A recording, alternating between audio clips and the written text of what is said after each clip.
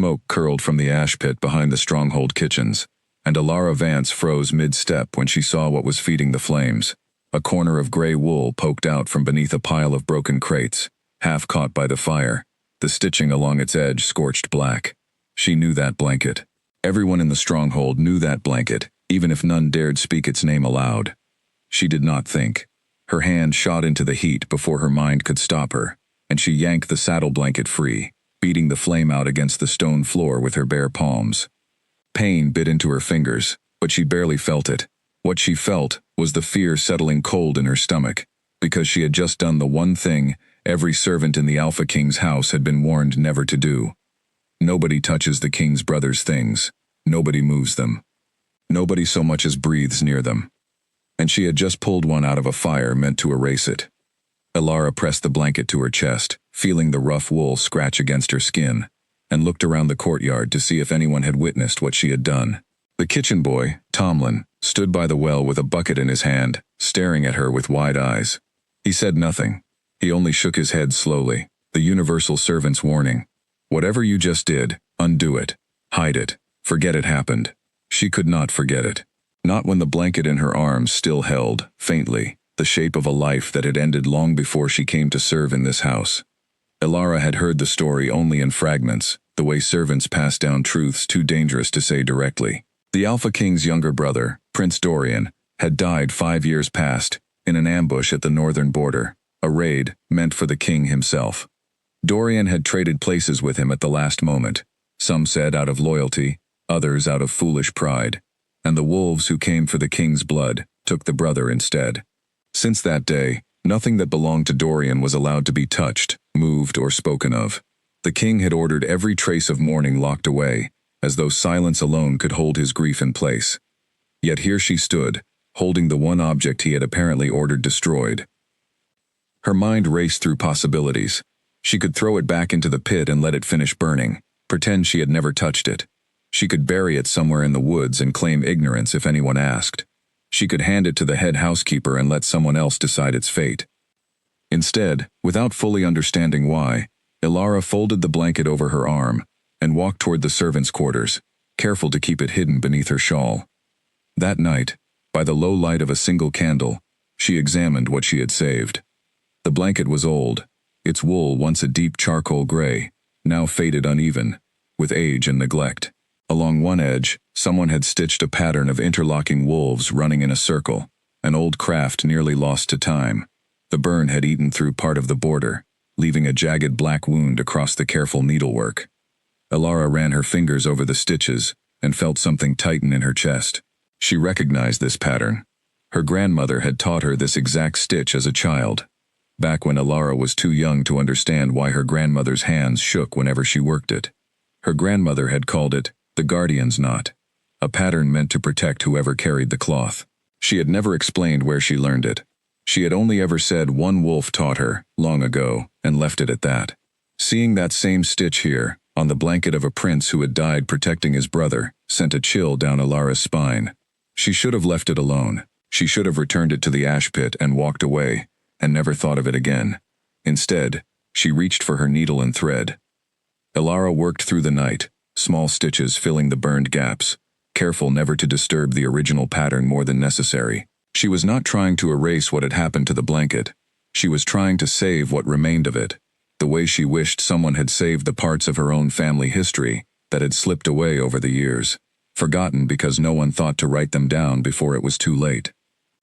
By dawn, the blanket was whole again, patched but intact, the guardian's knot restored along its border. Alara wrapped it carefully in a clean cloth and hid it beneath the loose floorboard under her cot, the same place she kept the few letters her grandmother had left her before she passed. She told herself she would find a way to return it quietly. Perhaps she could leave it somewhere the king would find it, without ever knowing who had touched it. Perhaps the whole matter would simply disappear, the way most quiet mistakes in a large household eventually did. The next morning, Alara rose before the sun to begin her chores, the blanket weighing on her thoughts, even as she carried water buckets and swept the long stone corridors leading to the kitchens. Tomlin found her near the herb garden, his face still carrying the same uneasy look from the day before. "You should not have taken it," he said quietly. glancing over his shoulder to make sure no one else stood near enough to hear. "Whatever made you do such a foolish thing, Elara? You need to undo it before anyone notices." "I could not let it burn," Elara answered, keeping her voice low. "You saw the stitching, Tomlin. Whoever made that pattern poured real care into it. It felt wrong to let it turn to ash simply because the king ordered it so." Tomlin shook his head, though something in his expression softened slightly. "Wrong or not, it is not our place to question his commands. You know what happened to the last servant who defied him, even over something small."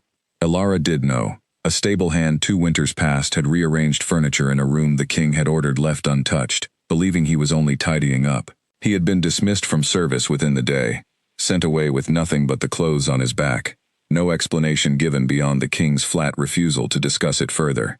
"I only meant to mend it quietly and find some way to return it," Elara admitted. "I never intended for anyone to know it was me." "Then you had better hope it stays that way," Tomlin said, before hurrying off toward the kitchens, leaving Elara alone with her worry once more. She spent that day turning the problem over in her mind, searching for any solution that would not end in disaster. She considered slipping the blanket into a storage chest where old linens were kept, allowing it to be discovered by chance rather than by her own hand. She considered leaving it folded outside the king's chamber door under cover of darkness, though the risk of being seen there felt far too dangerous. In the end, exhaustion and fear won out over any clear decision, and she resolved to wait one more night before acting, telling herself she needed time to think clearly. She did not yet understand that the choice would soon be taken entirely out of her hands. She was wrong to think she still controlled what happened next.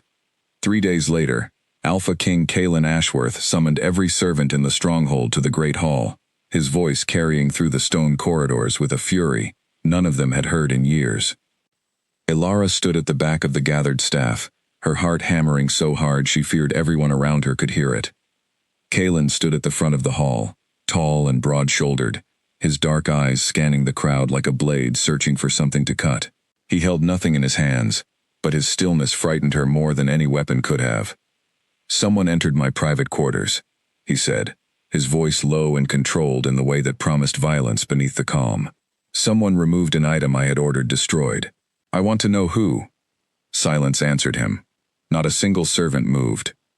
"I gave a clear command," Kalen continued, stepping down from the raised floor to walk among the rows of frightened faces. "That blanket was to be burned.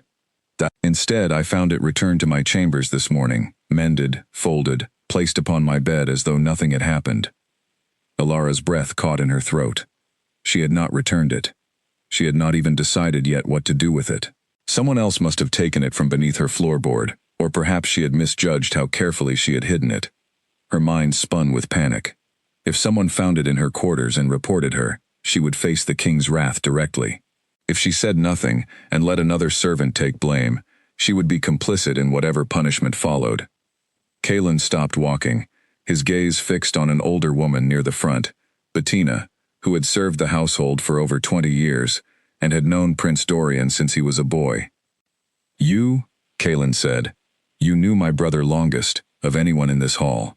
Did you touch it?" Bettina's face went pale, but she did not look away. "My king, I did not enter your chambers. I would never presume." "Someone did," Kalen cut her off. "Someone with skilled enough hands to mend torn wool, without leaving the work sloppy. Someone who understood the old stitching well enough to restore the pattern, rather than simply patch it. That narrows the list considerably." Elara felt the blood drain from her face. He was right. Not many in the household still knew the Guardian's knot. Fewer still could mend it convincingly. "I will ask once more," Kalen said, his voice dropping even lower, the sound of a predator deciding whether patience had run its course. "Who touched my brother's blanket?" The hall remained silent, thick with fear. Elara's hands trembled at her sides. She thought of Bettina, standing exposed at the front of the crowd, taking the weight of suspicion though she had done nothing. She almost stepped forward. She almost opened her mouth to confess. But fear held her tongue, and the moment passed. Kalen's jaw tightened, and something dangerous flickered behind his eyes, something that looked less like anger now, and more like grief, wearing anger's mask. "If no one confesses," he said, "then the punishment will fall upon whoever I judge most likely responsible." Starting with you, Bettina, since your hands are known throughout this house for exactly this kind of work. Bettina's shoulders squared, resigned, accepting a fate that was not hers to accept. If that is your judgment, my king, I will not argue it. Alara's stomach twisted violently. She could not let this happen. Whatever consequence awaited her for admitting the truth, it could not be worse than watching an innocent woman punished for something Alara alone had done. Yet before she could gather the courage to speak, Kalen turned sharply and stormed from the hall, ordering Bettina brought before him within the hour for questioning. The crowd of servants dispersed in tense whispers, relief and fear mixing together as everyone hurried back to their duties, grateful the king's attention had not landed on them. Alara remained rooted in place long after the others had gone, staring at the empty space where Bettina had stood. Guilt clawed at her chest, sharp and unrelenting. She spent the rest of the day in a fog, moving through her chores without truly seeing them, her mind circling the same impossible choice. Confess and face the king's fury directly. Stay silent and let Bettina bear a punishment meant for someone else.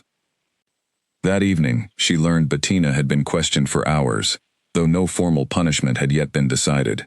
The older woman had returned to the servants' quarters pale and shaken but otherwise unharmed, insisting to anyone who asked that she had told the king the truth, that she had not touched the blanket, and that she did not know who had. Alara found her alone near the wash basins that night, scrubbing linens with hands that trembled slightly from the day's ordeal. "Bettina," Alara said quietly, her voice barely above a whisper, "I need to speak with you." Bettina looked up, exhaustion heavy in her eyes. "Whatever it is, child, it will have to wait until morning. I have no strength left tonight for anything more." Alara hesitated, the confession rising in her throat, ready to spill free. She thought of the blanket, mended and safe beneath her floorboard, no longer there because someone had taken it and delivered it to the king's chambers without her knowledge. Someone knew what she had done. Someone had watched her closely enough to know where she hid it. The realization sent a fresh wave of fear through her, colder than anything the king's anger had stirred. If someone had discovered her secret and moved the blanket themselves, then her carefully guarded truth was no longer entirely her own to control. She swallowed the confession back down, deciding it was not yet safe to speak, not until she understood who else knew what she had done, and why they had chosen to act, rather than expose her outright. "It can wait," Alara said finally, forcing calm into her voice, despite the storm raging beneath it. "I am sorry to trouble you, Bettina. Rest well tonight." She turned and walked back toward her quarters, her heart heavy with the weight of a secret that no longer belonged only to her, uncertain whether whoever had discovered it meant to protect her, expose her, or simply watch to see what she would do next. Behind her, in the tall windows of the king's private tower, a single candle burned late into the night, and Alpha King Kalen Ashworth stood staring down at the mended blanket spread across his desk, running his fingers along stitches that felt, impossibly, familiar to hands he had not thought of in years. Kalen Ashworth did not sleep that night. He sat at his desk with the mended blanket spread before him, his fingers tracing the restored border again and again, as though repetition might explain how a piece of wool he had ordered destroyed now sat whole beneath his hands. The Guardian's knot pattern ran along the edge, exactly as he remembered it from childhood, when his brother Dorian had first shown it to him, claiming an old friend had taught him the stitch as a boy. Dorian had always been sentimental about small things, keeping trinkets and worn objects long after anyone else would have discarded them. This blanket had traveled with him on every border patrol, tied behind his saddle, until the day it came back without him. Kalen had ordered it burned 3 days ago, unable to look at it any longer, unable to bear the reminder sitting folded in his wardrobe like a wound that refused to close. He had not expected anyone to disobey that order. He certainly had not expected it to return to him restored, cared for, treated with a reverence he had not shown it himself in years. Someone in his household had defied him deliberately. That fact alone should have enraged him beyond reason. Instead, staring at the careful stitches, he felt something closer to confusion, an uncomfortable mixture of anger, and something he refused to name. He summoned his personal guard, Corwin, at first light, and demanded a full accounting of every servant with known skill in fine needlework. The list was short. Only a handful of women in the entire stronghold possessed hands steady enough for detailed restoration work, and fewer still would have recognized the specific pattern well enough to preserve it, rather than simply patch over the damage. Bettina's name topped the list, given her decades of service and her known friendship with Dorian in his youth. Kaelin had questioned her directly, watching her face carefully for any flicker of guilt, any hesitation that might betray a lie. He found none. Bettina answered every question calmly, insisting she had not touched the blanket, that she did not know who had, and that she would swear to it before the entire pack if required. He believed her, though something about the entire situation continued to nag at him. Bettina's stitching, while competent, had never matched the precision he saw restored along the blanket's edge. Whoever had done this work possessed a deeper understanding of the old pattern than simple competence could explain.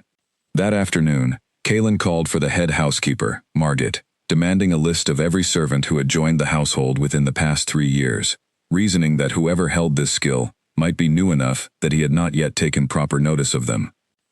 Margit provided the list without hesitation, though her hands shook slightly as she handed over the parchment, clearly unsettled by the king's continued fixation on the matter. Near the bottom of the names, Kaelin's eyes caught on one in particular. Ilara Vance, hired 18 months prior as a general seamstress, recommended by a neighboring pack for her skill with delicate repair work. He remembered her vaguely, a quiet young woman who kept to herself, rarely speaking unless spoken to first, moving through the household with the kind of careful invisibility that servants often cultivated to avoid unwanted attention. He had exchanged perhaps a dozen words with her in the entire time she had served under his roof.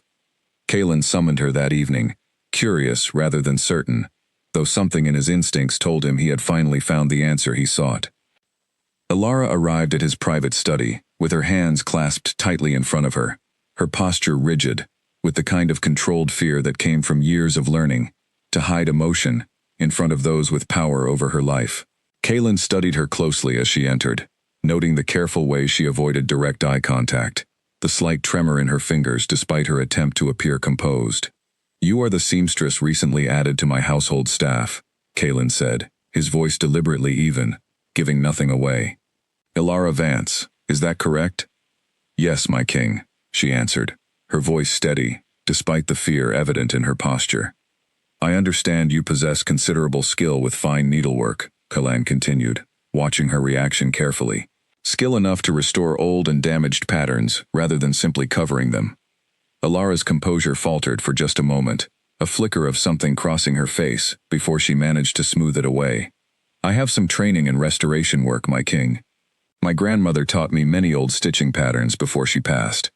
Kaelin rose from his desk and crossed to where the blanket lay folded on a nearby chair, lifting it carefully and holding it out toward her. "Then perhaps you can explain to me how a blanket I ordered destroyed came to be mended with this exact pattern along its border." The silence that followed stretched long enough that Kaelin began to wonder if she would deny everything outright, as any sensible servant fearing punishment might do. Instead, Ilara's shoulders straightened slightly, and she met his eyes directly, for the first time since entering the room. "I took it from the ash pit before the flames could finish it, my king," she said, her voice trembling but clear. "I know I disobeyed a direct order, and I accept whatever punishment you deem fit. But I could not stand by and watch that pattern burn away without at least trying to preserve it." Kaelin felt something shift within him at her admission, an emotion he could not immediately name. He had expected denial, perhaps tears, perhaps desperate excuses. He had not expected honesty delivered with such quiet conviction, especially from someone who clearly understood the risk involved in speaking it aloud. "You understand this pattern," Kaelin said slowly, studying her face for any sign of deception. "The Guardian's knot. Where did you learn it?" "My grandmother taught me, my king. She called it exactly that, the Guardian's knot, and said it was meant to protect whoever carried the cloth. She never explained fully where she learned it herself, only that a wolf had taught her the pattern many years before I was born." Kaelin's jaw tightened. The description matched too closely to be mere coincidence. Dorian had claimed the same origin for the pattern, a stitch taught to him by someone he refused to name even to his own brother, insisting only that it belonged to someone dear to him from years past. "Describe your grandmother to me," Kaelin said, his voice carrying an intensity that made Ilara take an involuntary step back. "She was a quiet woman, my king, She served in noble households most of her life before settling in the village where I was raised. She rarely spoke of her past, though sometimes at night I would hear her crying softly, and when I asked what troubled her, she would only say she had lost someone important long ago, and could never speak his name aloud without breaking apart entirely. The words landed like a blow against Kalen's chest. He turned away from her, moving toward the window overlooking the training grounds below, needing a moment to steady the sudden storm of emotion rising within him. Dorian had never spoken of any woman from his past, not directly, though Kalen remembered occasional evenings when his brother grew distant and quiet, staring into fires with an expression of loss too deep for a young man who supposedly had nothing serious weighing on his heart. Kalen had always assumed it was simply Dorian's naturally sentimental nature. Now he wondered if there had been someone real behind that distant sorrow, someone Dorian had loved and lost long before the ambush that eventually claimed his life. "Leave the blanket with me," Kalen said finally, his voice quieter now, stripped of the earlier anger. "You will not be punished for what you did, though I expect this matter to remain private between us. Do you understand?" Ilara nodded quickly, relief flooding her features. "Yes, my king, thank you." "One more thing," Kalen added as she turned to leave. "The mending work on this blanket was done with genuine skill and care. I will require your services again, for tasks requiring similar attention to detail. You will report to my private study twice weekly beginning this coming Monday." Ilara paused at the door, clearly surprised by the request, though she recovered quickly enough to offer a proper bow of acknowledgement. "As you wish, my king." After she departed, Kalen remained standing at the window long into the evening, the blanket held loosely in his hands, his mind turning over questions he had never thought to ask his brother while he still lived. Who had taught Dorian that pattern? What woman had he loved deeply enough to carry such quiet grief for years afterward, hidden beneath a cheerful exterior that fooled even his own family? And now, impossibly, that same pattern had resurfaced, through a servant girl, whose grandmother apparently shared a connection to someone in Dorian's past, someone significant enough that both women had carried grief for a lost wolf they refused to name. Kalen did not believe in coincidence, not when it came to matters this precise. Somewhere in this tangled thread of connection lay a truth about his brother's life that he had never known, a piece of history that had been carefully hidden for reasons he could not yet understand. He resolved to uncover it, whatever the cost, even if doing so meant keeping a quiet seamstress close enough to unravel secrets she herself might not fully understand she carried. That night, as the stronghold settled into sleep, Kalen sat alone in his study, the mended blanket draped across his lap, and allowed himself, for the first time in 5 years, to grieve his brother properly, without the armor of anger he had worn every day since Dorian's death. Elsewhere in the servants' quarters, Ilara lay awake long past midnight, her heart still racing from the encounter, uncertain whether she had just escaped punishment entirely, or walked directly into something far more complicated than she could yet understand. The king's questions about her grandmother troubled her deeply, stirring memories of quiet tears and unexplained sorrow that she had never fully understood as a child. She thought of the letters hidden beneath her floorboard, the ones her grandmother had left behind, written in careful handwriting, that Ilara had never found the courage to read completely. Perhaps, she thought, the time had finally come to understand what her grandmother had spent a lifetime trying to forget. Ilara rose from her narrow bed and crossed the small room to kneel beside the loose floorboard, prying it up with careful fingers until the small wooden box beneath came into view. Inside lay a handful of yellowed letters tied together with faded ribbon, along with a single pressed flower, so old it crumbled slightly at the edges when she lifted the bundle free. She had read only the first letter once, years ago, shortly after her grandmother's passing, and had found the grief within it so raw that she had folded it away again, unable to continue. Tonight, with the king's questions still echoing in her mind, she untied the ribbon and unfolded the first page once more. The handwriting was elegant, despite its age, each letter carefully formed in the manner of someone who had been taught proper penmanship long before circumstance reduced her to simpler work. The letter began without greeting, as though continuing a conversation already long in progress. "My dearest," it read, "I do not know if these words will ever reach you, or if you would even wish them to, after everything that came between us. I think of you, each time I work the guardian's knot into whatever cloth passes beneath my needle, remembering how you laughed when I first tried to teach you the pattern, and your clumsy hands could not manage the tension correctly. Alara's breath caught. Her grandmother had taught her the pattern, claiming a wolf had taught it to her, yet this letter suggested the reverse, that her grandmother had been the one teaching someone else entirely.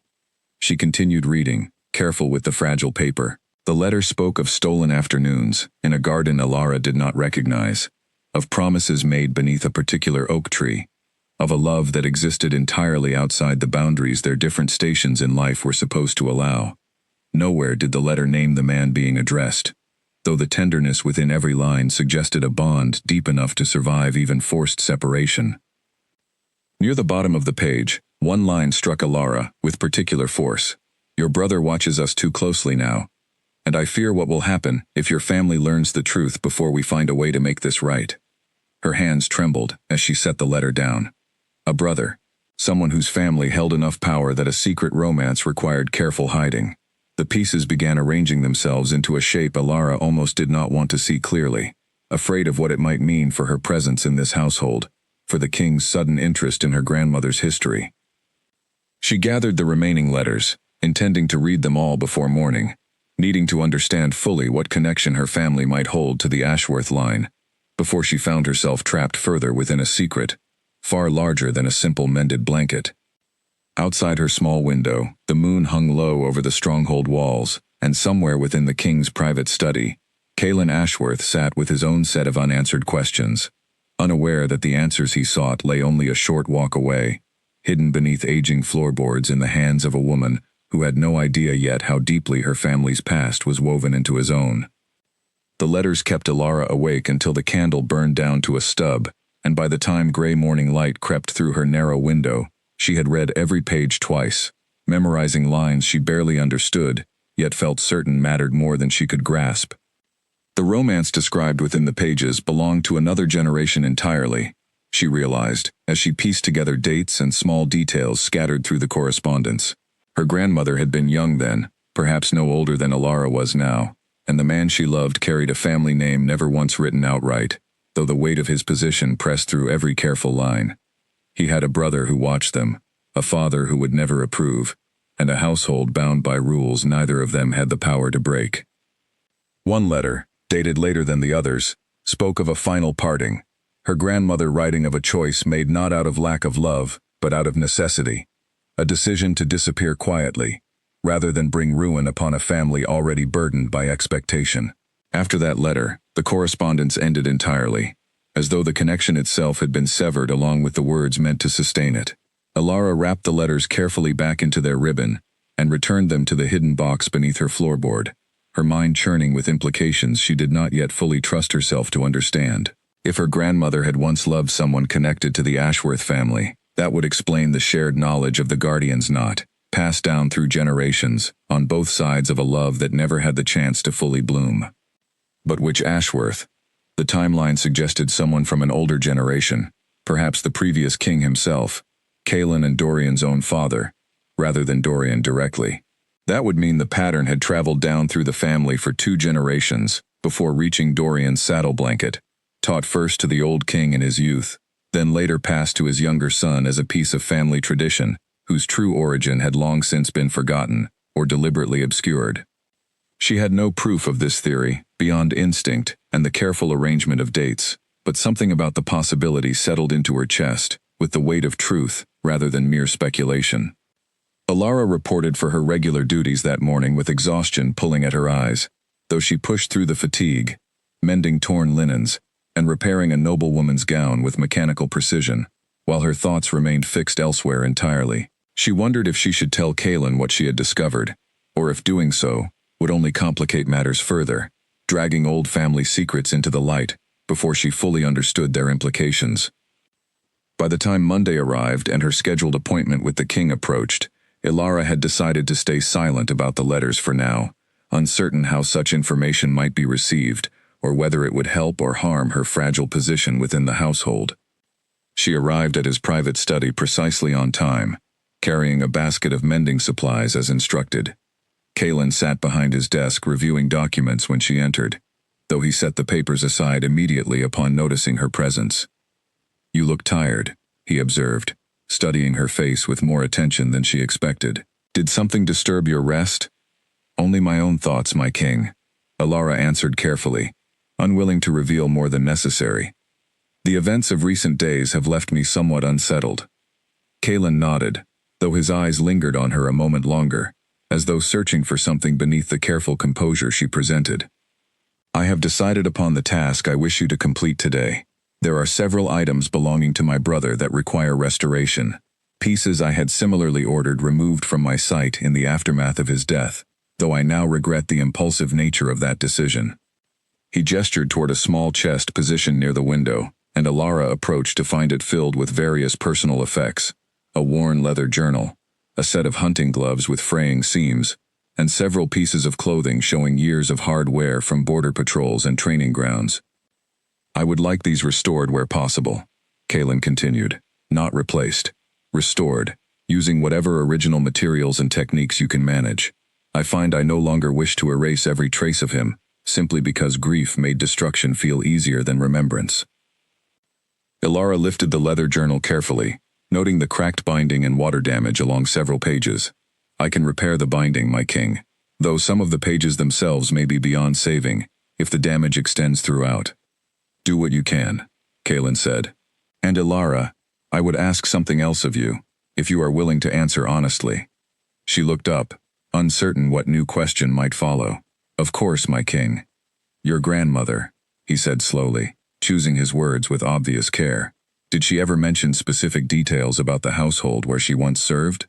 Names, perhaps? Or particular events that stood out in her memories? Ilara's heart quickened, though she kept her expression carefully neutral. She spoke rarely of her past, my king, and never in great detail. I know only that she served a noble household for many years, before eventually settling elsewhere to raise her own family. It was not entirely a lie, though it fell short of the full truth she now carried folded away beneath her floorboard. She watched Kalen's face for any sign that he suspected she withheld information, but his expression remained thoughtful rather than suspicious. I see, he said finally. Forgive my curiosity. The pattern on my brother's blanket has stirred old questions I never thought to ask while he still lived, and I find myself now searching for answers that may no longer exist to be found.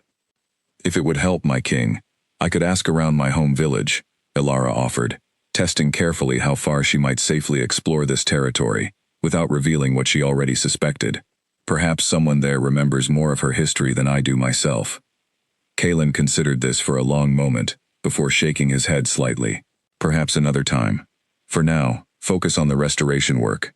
I find I am not yet ready to pursue this particular thread of questioning any further, though I suspect I will return to it eventually. Alara nodded and gathered the chest of items to carry back to her workspace, grateful for the reprieve, even as guilt pressed uncomfortably at her conscience.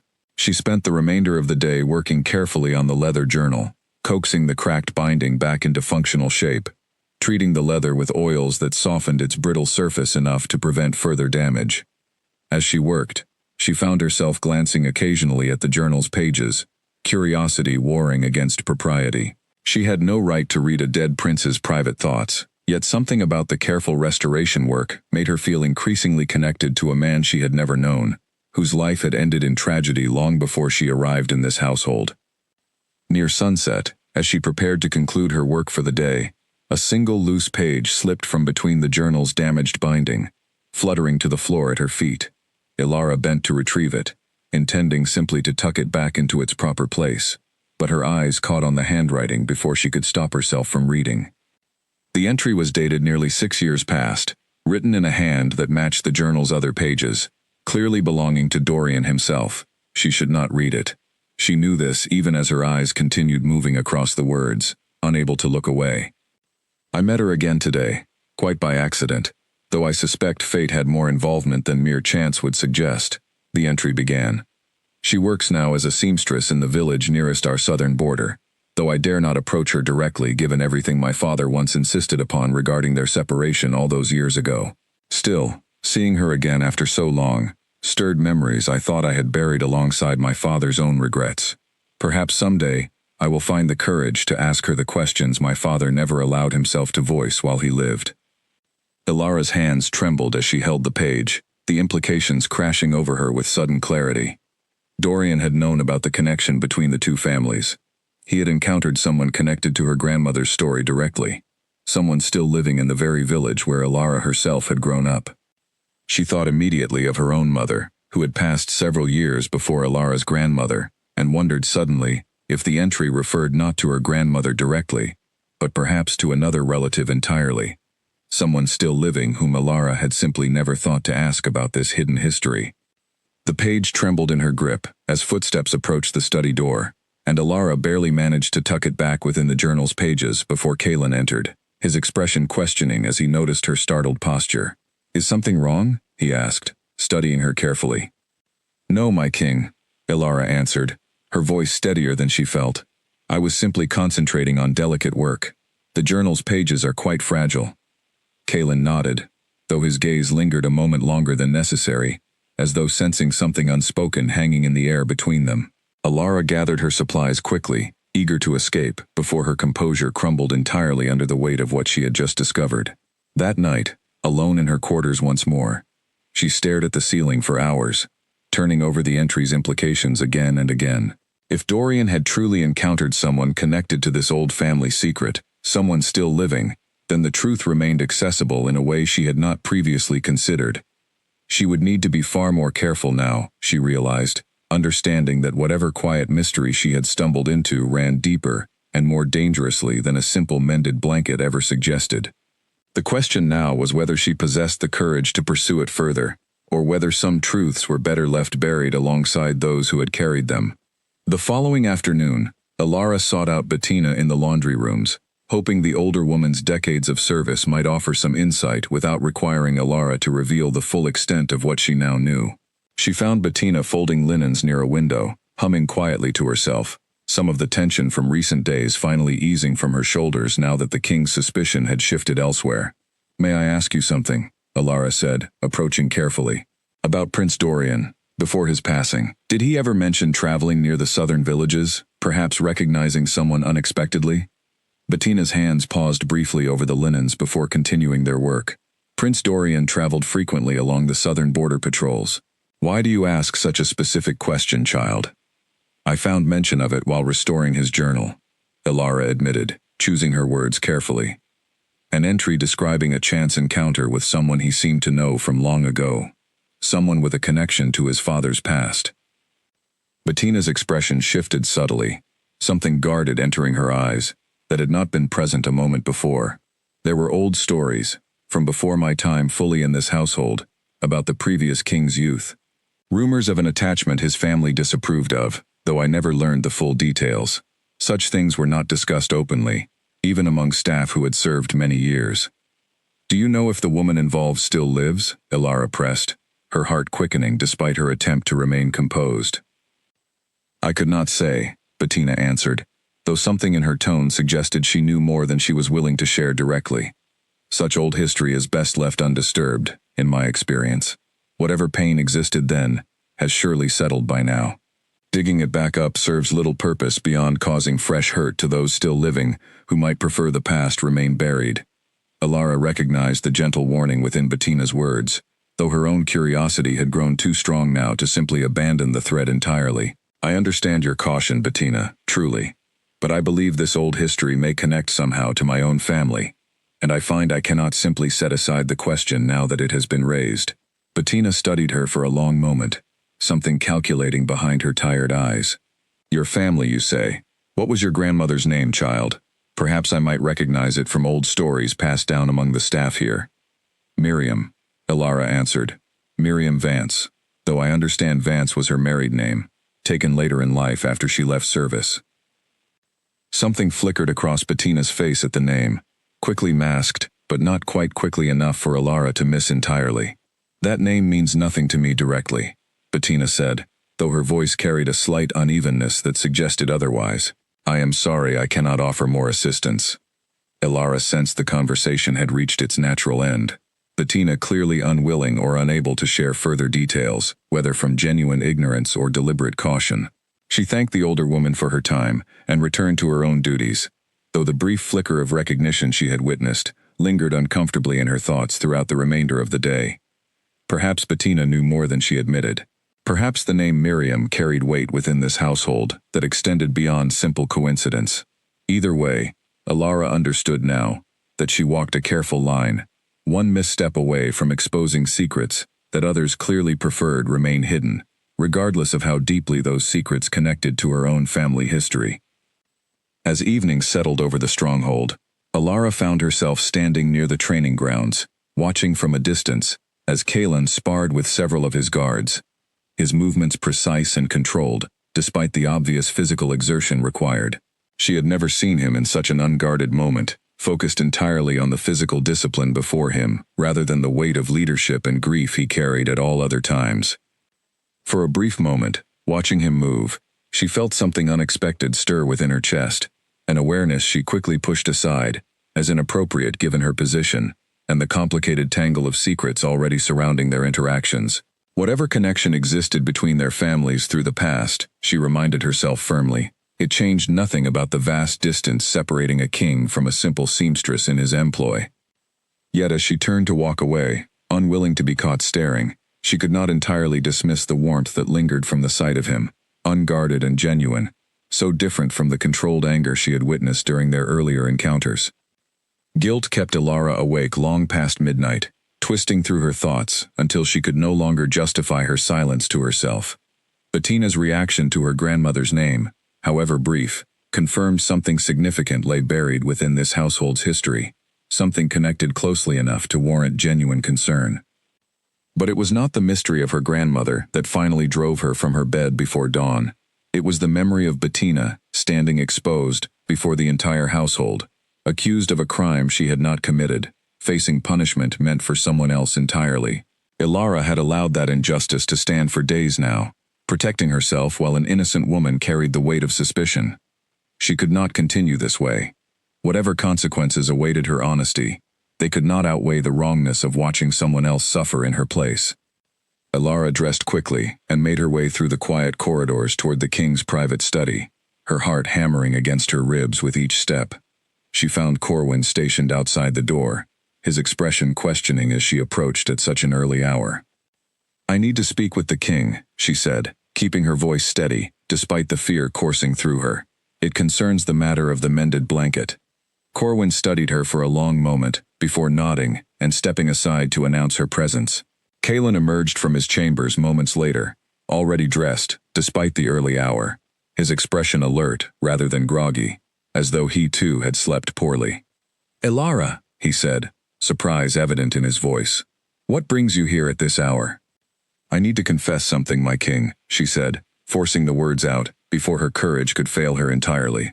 "I have allowed an injustice to continue for days now, and I can no longer bear the weight of my own silence." Kalen's expression shifted, something wary entering his eyes. "Speak plainly then."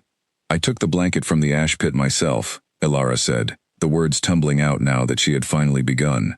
"I mended it in secret, intending only to preserve the pattern, before returning it quietly somehow.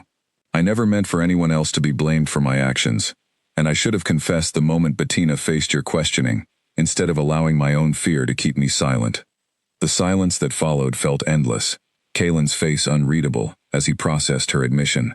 Alara braced herself for anger, for punishment, for whatever consequence he deemed appropriate for both her initial defiance and her subsequent cowardice in allowing another to bear blame. Instead, Kalen's expression softened slightly, something almost like relief flickering across his features, before he masked it once more. "I already knew the truth," he said quietly. "I discovered your involvement days ago, after examining the household staff records and questioning you directly during our first meeting regarding this matter." Alara blinked in confusion. "Then why did you not simply confront me with this knowledge? Why allow me to carry this guilt alone, believing my secret remained hidden?" "Because I wished to see whether you would eventually find the courage to confess on your own," Kalen admitted, something thoughtful entering his tone. "Character reveals itself most honestly in moments when a person believes no one is watching, when the choice to do right comes without external pressure, forcing the decision." "And Bettina," Alara pressed, still uncertain how to feel about this revelation. "She faced your questioning, your suspicion, believing herself genuinely at risk of punishment. How could you allow that to continue if you already knew the truth?" Kalen's expression grew more serious, Bettina was never in genuine danger, Alara. I questioned her thoroughly, yes, but I had no intention of punishing her for a crime I already knew she did not commit. The questioning served only to observe how the household would respond to pressure, and to see whether the true culprit would step forward to protect an innocent woman from unwarranted suspicion. Alara felt a flash of indignation despite her relief. You tested us. Both of us, without our knowledge or consent. I did, Kaelin acknowledged without apology. As king, I must constantly evaluate the character of those within my household, particularly those given access to matters as personal as my brother's remaining possessions. Your eventual confession tells me something important about your integrity, even if it arrived several days later than perhaps it should have. Alara considered this explanation, uncertain whether to feel manipulated or strangely respected by the calculated nature of his test. And what have you concluded, my king, regarding my character? That you possess genuine conscience, even when fear might otherwise have kept you silent indefinitely, Kaelin said. That matters greatly to me, given the position I now wish to offer you within this household. Position, my king? Alara asked, uncertain what he meant. I would like you to serve as my personal seamstress going forward, rather than continuing your general duties among the wider staff, Kaelin explained. Given the delicate nature of restoring my brother's belongings, and given the trust this situation has revealed you capable of maintaining even under pressure, I believe you are well suited for such responsibility. Alara felt a complicated mixture of relief and unease at this offer. Elevation to personal seamstress would certainly improve her standing within the household, yet it would also place her in closer, more frequent contact with the king himself, a proximity that felt simultaneously appealing and dangerous, given everything she had recently discovered about their family's tangled history. I am honored by your confidence, my king, she said carefully. I accept the position, though I confess some uncertainty about navigating such close proximity to matters this personal to your family. Uncertainty is reasonable, Kaelin said, something almost gentle entering his tone. I do not expect you to feel entirely comfortable immediately. Trust builds slowly, particularly given how our acquaintance began under such complicated circumstances. As Alara turned to leave, having concluded the difficult conversation with considerably less punishment than she had feared, Kaelin spoke again, his voice quieter now. Alara, thank you for coming forward this morning. Even though it arrived later than perhaps it should have, most in your position would have remained silent indefinitely, allowing another to carry the consequence, rather than risk their own security. I could not live with myself otherwise, my king, Alara answered honestly. Whatever fear kept me silent initially, it could not outweigh the wrongness of watching Bettina suffer for something I alone had done. Kaelin nodded, something contemplative in his expression as she departed, leaving him alone once more, with thoughts that had grown considerably more complicated since their conversation began. Word of Alara's elevation to personal seamstress spread quickly through the household staff by midday, generating whispered speculation among those who noticed the unusual attention the king now paid to someone so recently arrived within his service. Bettina sought Alara out that afternoon, her expression carrying a complicated mixture of relief and curiosity. I heard you confess to the king directly, Bettina said without preamble, finding Alara in her new workspace near the private study. That took considerable courage, given everything at stake. I could not allow you to continue suffering suspicion for something I alone had done, Alara answered. I am sorry it took me so long to find that courage. Bettina studied her for a long moment, before nodding slowly. You have more integrity than most who serve in households such as this. I suspect the king recognized that quality as well, given your sudden elevation in position. He mentioned testing my character, Alara admitted. The delay in questioning, the observation of how I would respond under pressure. I confess I feel somewhat unsettled by such calculated manipulation, even understanding his reasoning. Kings must think differently than the rest of us, Bettina said, something knowing in her tone.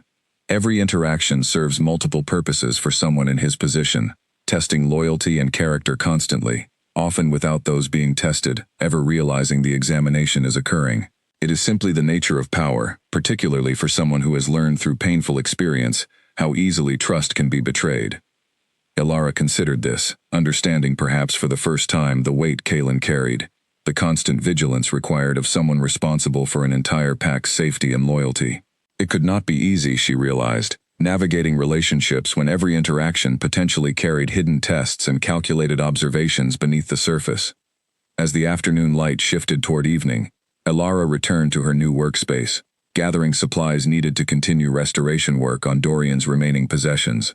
She found herself thinking again of the journal entry she had discovered, the mention of an encounter near the southern villages, the tangled history connecting her own family to the Ashworth line in ways she still did not fully understand. Perhaps now, with her position elevated and her honesty proven, she might find opportunity to explore these questions more directly, without the constant fear of punishment or exposure that had previously kept her silent. The path forward remained uncertain, but for the first time since discovering the letters hidden beneath her floorboard, Elara felt something like hope that the truth, whatever it ultimately revealed, might finally come fully into the light. That hope proved short-lived. As Elara carried a basket of thread and needles down the corridor toward her new workspace, she nearly collided with a tall, elegant woman moving in the opposite direction, dressed in fine silk, far beyond anything a household servant would wear. "Watch where you walk," the woman said sharply, though her eyes had already narrowed with recognition rather than mere annoyance. "You are the seamstress, causing such stir among the staff, are you not?" The one suddenly promoted to serve the king directly. "I am Elara, yes," she answered carefully, recognizing the woman as Lyra Thornwood, daughter of a prominent council member, and, according to household whispers, the candidate the pack elders favored as a future match for the king himself. "How curious," Lyra said, her tone carrying a cold edge beneath its polished surface, that a simple village seamstress should find herself elevated to such intimate proximity with the Alpha King so soon after arriving in this household. One might almost suspect deliberate ambition behind such rapid advancement. "I assure you, Lady Thornwood, the position was offered based entirely on my skill with restoration work," Elara said, keeping her voice steady despite the clear hostility radiating from the other woman. "I have no ambitions beyond serving my duties competently." Lyra's lips curved into something resembling a smile, though no warmth reached her eyes. "How fortunate for you then, that skill alone determines such matters within this household. I would advise you, however, to remember your place carefully. Positions granted quickly can be revoked just as swiftly, particularly when they draw attention better directed elsewhere." Without waiting for a response, Lyra swept past her down the corridor, leaving Elara standing frozen with the basket still clutched in her arms, a chill settling over her that had nothing to do with the castle's stone corridors. She had heard whispers among the staff about Lyra Thornwood's expected match with the king, an arrangement favored heavily by the Pack Council as a means of strengthening alliances between prominent families. Elara had paid little attention to such gossip previously, assuming it held no relevance to her own quiet position within the household. Now, standing in the aftermath of that brief but pointed encounter, she understood clearly that her sudden elevation had not gone unnoticed by those who considered themselves entitled to the king's attention. She resumed her walk toward the workspace with considerably less lightness in her step than before, Lyra's warning echoing uncomfortably in her thoughts. Whatever complicated history connected her family to the Ashworth line, whatever genuine trust seemed to be building between herself and Kaelin through their shared work restoring Dorian's belongings, Elara now understood she navigated dangerous political waters far beyond her simple understanding of household hierarchy.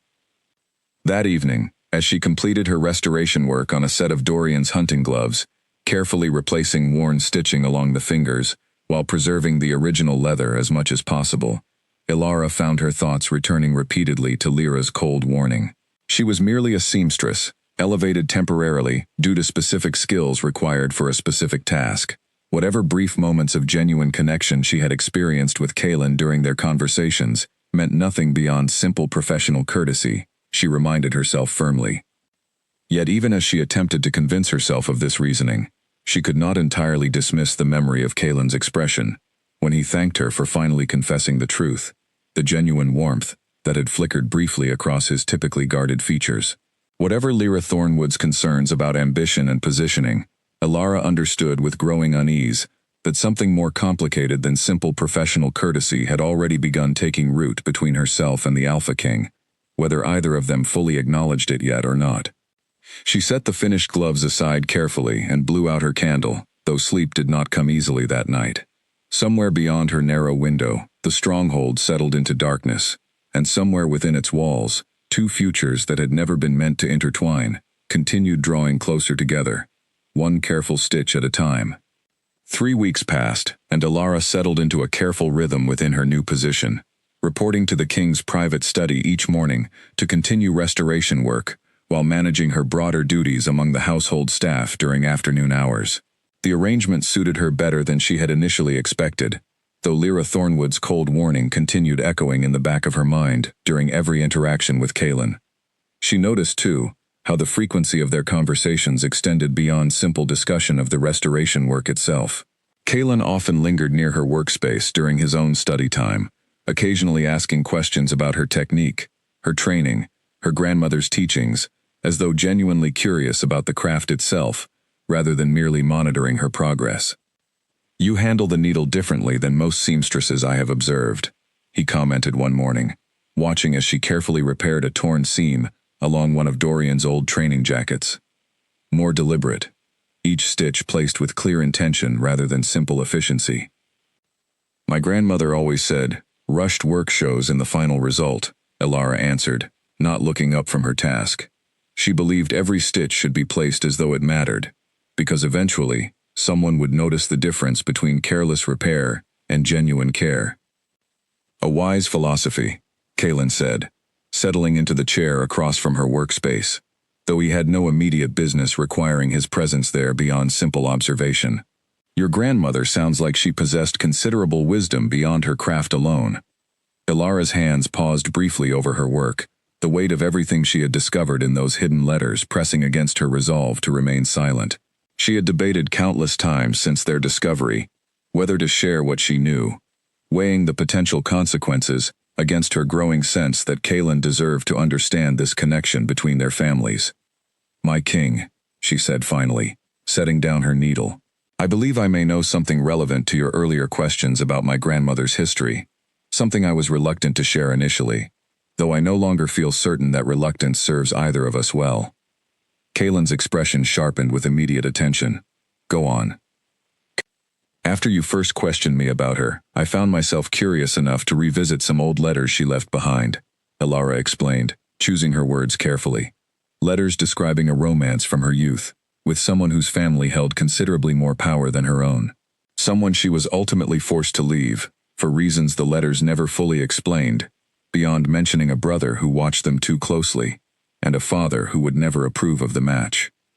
Kaelin went very still, his eyes fixed intently on her face. "You believe this romance connected to my family?" "I do, my king, though I want to be honest that the timeline suggests it may not have been Dorian himself, given his age at the time of his death, compared to the age my grandmother would have been during this correspondence. I believe it more likely involved your father, during his own youth, before he became king." The silence that followed stretched long enough that Alara wondered if she had overstepped some invisible boundary, revealing information Kaelin had not been prepared to receive so directly. When he finally spoke, his voice carried a weight she had not heard from him previously. "My father rarely spoke of his youth," Kaelin said slowly. "He was a private man, particularly regarding matters of the heart. I know only fragments, stories passed down through staff, who served during his younger years, suggesting some manner of disappointment or heartbreak that shaped his later reserve. He married my mother through an arranged match, as was customary for pack leadership, though I always sensed something missing from their union, some warmth that never quite developed between them despite years of marriage. The letters mention a garden, an oak tree where promises were exchanged," Alara continued, encouraged by his willingness to engage with the possibility, "and a final separation. My grandmother writing that she chose to leave quietly, rather than bring difficulty upon a family already burdened by expectation." Kaelin rose from his chair and moved toward the window, his back to her, as he processed this information. "If this is true, it would explain much about my father's demeanor throughout my childhood. The stitching pattern, passed down without full explanation of its origin, his occasional distant moods that my mother never seemed to fully understand or address." "There is more, my king," Alara said hesitantly. "While restoring Prince Dorian's journal, I discovered an entry describing an encounter he had with someone connected to this history. Someone he recognized from his father's past, working as a seamstress in a village near the southern border. He seemed to suggest this person still lived, someone he considered speaking with directly, about questions his father had never allowed himself to voice. Kaelin turned back to face her sharply. You believe this person might still be found? I do not know for certain, my king, but if Dorian encountered her only 6 years ago, it seems possible she may yet live, particularly if she was young during her correspondence with your father, similar in age to what my own grandmother would have been. But your grandmother has passed, Kaelin said, working through the implications aloud, which means either the woman Dorian encountered was someone else entirely, unconnected to your family, or your grandmother had a sister, a cousin, someone else who shared in this history alongside her. Alara considered this possibility for the first time, recognizing the gap in her own understanding. I do not know if my grandmother had siblings. My king. She rarely spoke of her extended family, and I never thought to ask more directly while she lived. Then perhaps this is a thread worth pursuing together, Kaelin said, something resolute entering his tone. I would like to travel to the southern villages myself, to seek out whoever Dorian encountered during that patrol 6 years past. If this connection between our families holds truth, I wish to understand it fully, for my father's sake if nothing else. I would be honored to accompany you, my king, if such a journey would benefit from my presence, Alara offered, though she immediately worried whether such a suggestion overstepped appropriate boundaries between her position and his. Kaelin studied her for a long moment, something unreadable passing behind his dark eyes. I believe your presence would indeed prove valuable, given your direct connection to this history. I will arrange for the journey within the coming days, once matters here at the stronghold allow for my temporary absence. As Alara returned to her restoration work, her mind raced with the implications of what she had just set in motion. A journey with the king himself, however professionally justified by the circumstances, would certainly draw attention from those already suspicious of her rapid elevation within the household. Lyra Thornwood's warning echoed uncomfortably in her thoughts, and she wondered what consequences might follow, once word of this planned journey inevitably spread among the staff and council alike. Yet beneath that practical concern, Alara felt something else stirring, an anticipation she recognized, but refused to name directly. A curiosity not merely about the historical mystery connecting their families, but about the prospect of extended time spent alongside Kaelin himself, away from the formal constraints of the stronghold and its watching eyes. She reminded herself firmly that such feelings served no practical purpose given the vast difference in their stations, yet, as she glanced up to find Kaelin still watching her from across the room, his expression thoughtful and unguarded in a way she had rarely witnessed, she could not entirely suppress the warmth that spread through her chest at his attention.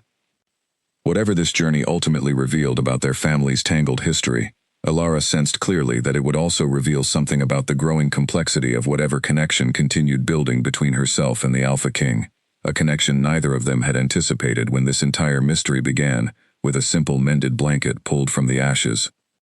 News of the planned journey traveled through the stronghold faster than Alara had anticipated. By the following afternoon, whispers followed her through the corridors, servants exchanging glances whenever she passed, some curious, others openly disapproving of a seamstress being granted such unusual privilege.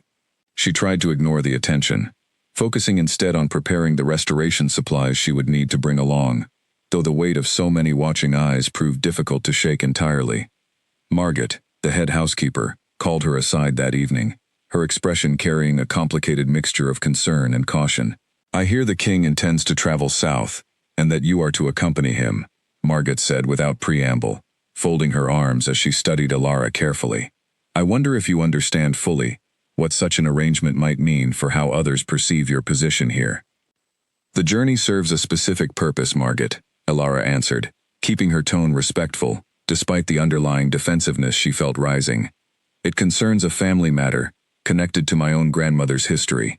The king wishes my presence given my direct knowledge of the relevant details.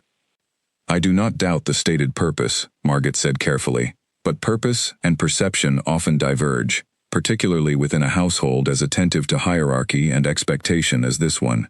There are those among the council who already view your rapid rise with suspicion. A journey such as this, however innocent its intent, will only deepen that suspicion considerably.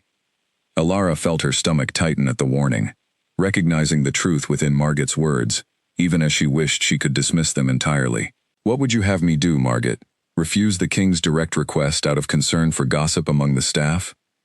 I would have you proceed carefully, Margaret said, her tone softening slightly. Maintain proper distance where possible.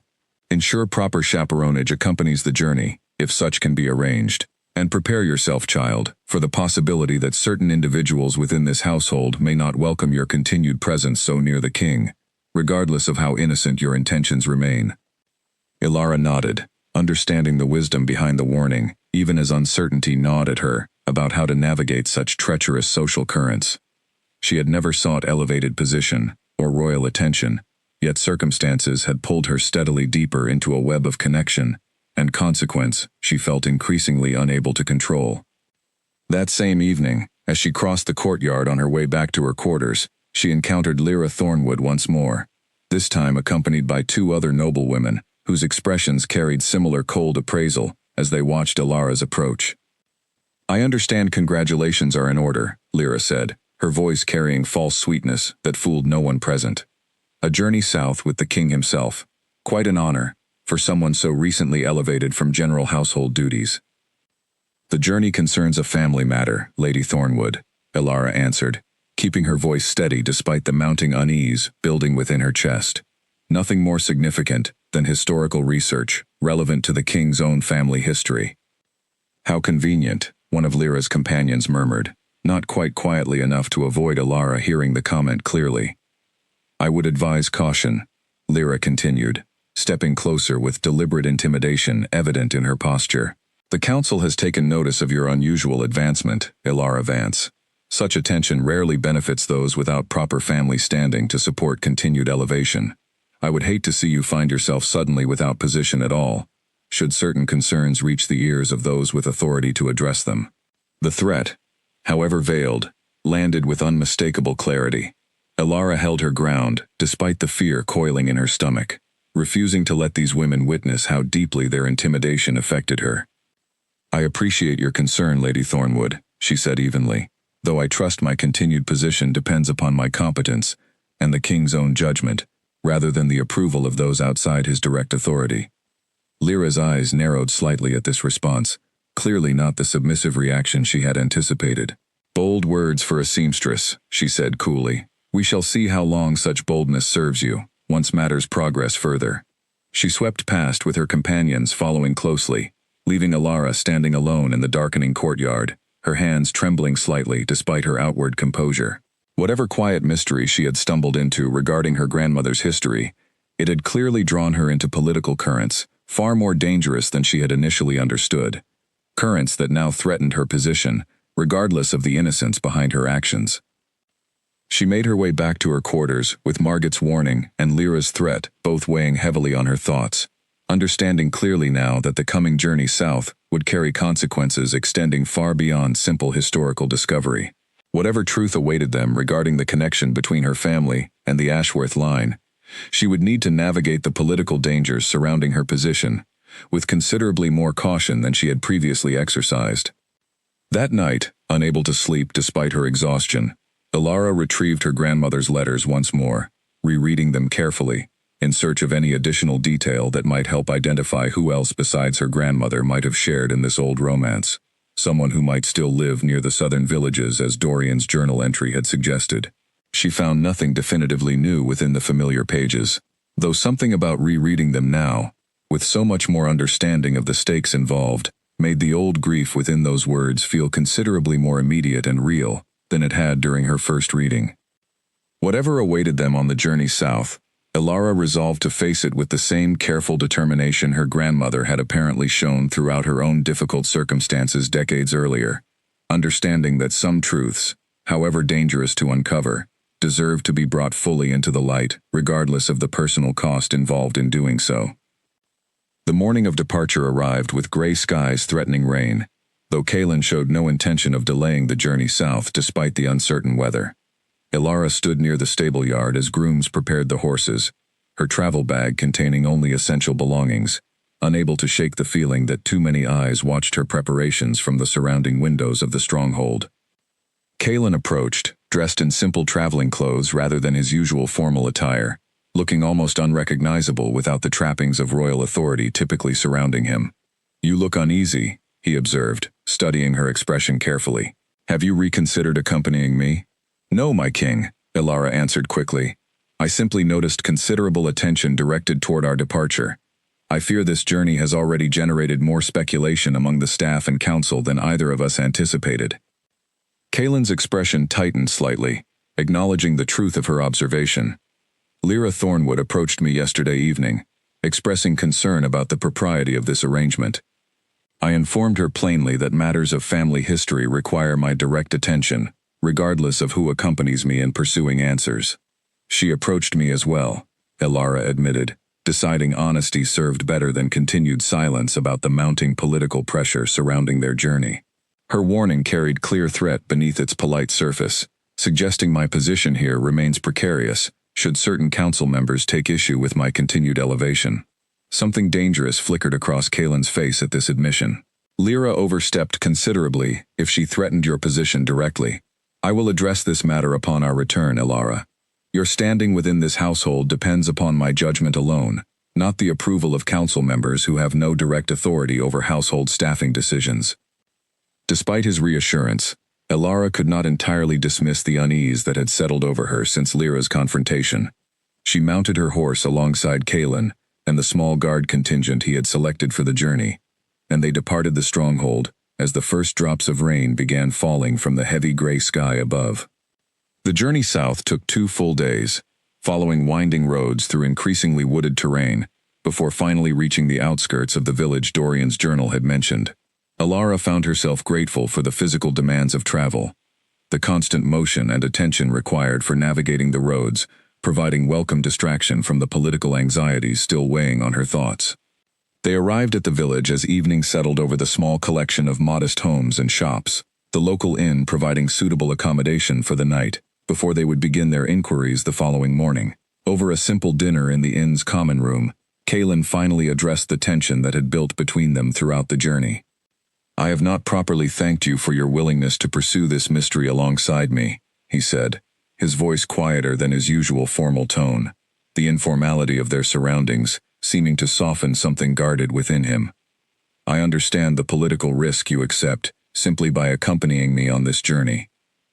The risk feels worthwhile, my king, if it means finally understanding this connection between our families, Elara answered honestly, though I confess uncertainty about what we might discover, or whether the person Dorian encountered still lives here at all after so many years. We will find our answers, whatever they may be, Kaelin said with quiet determination. I find I can no longer simply ignore questions this significant about my father's history, particularly given how directly they seem to connect to your own family's story as well. Their conversation drifted into more personal territory as the evening progressed, Kaelin asking about her childhood in the village where she had been raised, her relationship with her grandmother, the circumstances that eventually led her to seek employment within his household. Elara found herself sharing more openly than she had with anyone in years, the informal setting and Kaelin's genuine attentiveness, drawing forth memories and feelings she rarely discussed with others. My grandmother raised me largely alone after my mother passed when I was quite young, Elara explained. She never spoke extensively of her own past, though I always sensed considerable sadness beneath her otherwise warm and practical exterior. I understand now, having read her letters, that she carried grief for a love she was forced to abandon, a burden she apparently never fully shared with anyone, including me. That must have been difficult, Kaelin said, something genuine sympathy evident in his tone. Carrying loss silently, without ever finding release through honest expression of the pain involved. I believe you understand that difficulty well yourself, my king, Elara observed carefully. Your own grief regarding Prince Dorian's passing, expressed through anger and attempts to erase his memory, rather than through open mourning. Kaelin's expression grew contemplative at this observation. You speak truly. I found it easier to channel my grief into anger, into commands demanding his belongings be destroyed, rather than face the full weight of loss directly. Your intervention with that blanket, however unauthorized, forced me to confront feelings I had been actively avoiding for years. I am glad, then, that I disobeyed your order, Elara said, a small smile finally breaking through her earlier tension, even knowing the risk involved at the time. Kaelin returned her smile, something warm passing between them that neither acknowledged directly, though both seemed to recognize the shift occurring in their relationship, moving beyond simple professional courtesy towards something considerably more personal. The following morning, they began their inquiries throughout the village, asking shopkeepers and longtime residents about any woman matching the description suggested by the old letters, someone who might have worked as a seamstress and carried connection to the previous king's youth decades earlier. Most inquiries yielded nothing useful, villagers shaking their heads or offering vague suggestions that led nowhere productive. By afternoon, as their search continued without success, an elderly woman running a small bakery near the village square finally provided the breakthrough they needed. "You describe someone very similar to old Agnes Pemberton," the woman said thoughtfully, wiping flour from her hands as she considered their questions. "She lived here many years past, before eventually moving on to live with family elsewhere. Kept largely to herself, though I remember hearing rumors long ago about some romantic disappointment from her younger years, something involving considerable heartbreak she never fully discussed with anyone in the village." "Do you know where she moved to, or whether she still lives?" Kalen asked, barely containing the urgency evident in his voice. "I believe she moved to live with a niece, somewhere near the eastern coast, though I could not say for certain how many years past that occurred, or whether she yet lives, given her advanced age even then," the baker answered. "You might inquire with the village record keeper, who maintains registries of families who have relocated from our community over the years."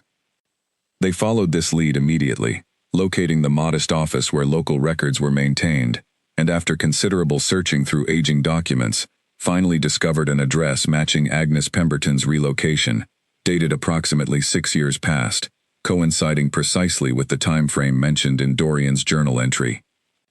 "This must be her," Ilara said, excitement building despite her attempt to remain composed. "The timing aligns perfectly with when Dorian would have encountered her here, before her relocation." "Then we travel east," Kalen said decisively, already calculating the additional days such a journey would require. "Whatever consequence awaits my extended absence from the stronghold, I find I cannot abandon this pursuit now that we stand so close to potential answers." They departed the village before noon, the small guard contingent leading the way along a narrower road that curved through dense forest as it angled toward the eastern coast. Kalen had estimated 3 additional days of travel, and the guards maintained careful watch throughout the afternoon, aware that the forest roads leading toward the coast carried a reputation for occasional bandit activity, particularly among merchants foolish enough to travel without adequate protection. By the second afternoon, that reputation proved itself justified. The road narrowed as it wound between steep embankments thick with undergrowth, and Ilara felt the shift in atmosphere before she fully understood its cause, the horses growing skittish, the guards exchanging tense glances as they scanned the tree line on either side. "Stay close," Kalen said quietly, his earlier warmth replaced instantly by the alert focus of someone accustomed to danger. "Something feels wrong about this stretch of road." The attack came without further warning. 4 men emerging from the undergrowth with weapons drawn, clearly experienced in ambush tactics, given how precisely they had timed their approach to trap the small traveling party between the embankments. Ilara's horse reared in fright, nearly throwing her before she managed to regain control, her heart hammering as she watched Kalen's guards move immediately into defensive positions. "Hand over your coin and any valuables," the largest of the bandits demanded, his weapon pointed directly at Kalen, despite clearly not recognizing the significance of who he threatened. "No need for anyone to get hurt if you cooperate quickly." Kalen's expression hardened into something Ilara had not witnessed before, a controlled ferocity that made clear exactly why he commanded such respect and fear as Alpha King. "You would be wise to reconsider this course of action," he said, his voice carrying a low growl that seemed to vibrate through the very air around them. "Walk away now, and no harm will come to you." The bandit laughed, clearly unconvinced by the warning, gesturing his companions forward. What followed happened with terrifying speed, Kalen moving with the fluid precision Ilara had glimpsed during his training sessions weeks earlier, disarming the nearest attacker before the man fully registered the movement, his guards engaging the remaining bandits with similarly practiced efficiency. Ilara pressed herself against her horse's neck, trying to stay clear of the chaos while keeping careful watch for any threat approaching her own position. One of the bandits, perhaps sensing an easier target, broke away from the main confrontation and lunged toward her instead, clearly intending to use her as leverage against the others. She had no weapon, no training for such a moment. Only instinct, driving her to kick her horse forward suddenly. The animal's startled lurch knocking the bandit off balance, long enough for her to put distance between them. Kalen's head snapped toward her at the sound of her horse's frightened whinny, his focus splitting for just a moment between the guard he currently disarmed and the danger now closing toward Alara. That moment of divided attention proved costly. The guard he had been fighting seized the opportunity to land a glancing blow against his shoulder, before Kalen's guards moved to intercept, the king himself already turning fully toward Alara's position, his expression carrying a fury far more dangerous than anything the bandits had yet provoked. He reached the man threatening her within seconds, his movements barely visible in their speed, and the confrontation ended almost as quickly as it had begun, the remaining bandits fleeing back into the undergrowth once it became clear they had drastically underestimated who they had chosen to ambush. Kalen turned immediately to Alara, his hands checking her over with urgent care despite the blood visible along his own shoulder where the earlier blow had landed. "Are you injured?" he demanded, his voice still carrying the rough edge of adrenaline and barely controlled anger. "I am unharmed, my king," Alara answered, though her own hands trembled visibly as the shock of the encounter settled over her. "You are injured, though, your shoulder." "It is nothing significant," Kalen said dismissively, though Alara could see the wound bleeding steadily enough to require attention, regardless of his attempt to minimize it. "Please, allow me to tend it properly," she insisted, already dismounting to retrieve supplies from her travel bag. "I have some skill with basic wound care, learned alongside my needlework training." Kalen relented, allowing her to clean and bind the wound, once the guards confirmed the immediate area was secure from further threat. As she worked carefully around the injury, her hands finally steadying, now that the immediate danger had passed, she felt his eyes watching her with an intensity that had nothing to do with the pain of his wound. "You showed considerable composure during that encounter," he said quietly, as she finished securing the bandage. "Many would have panicked far more severely, facing armed attackers with no training or weapon of their own." "I was terrified, my king," Alara admitted honestly. "I simply reacted as instinct demanded, uncertain whether my actions would help or endanger everyone further."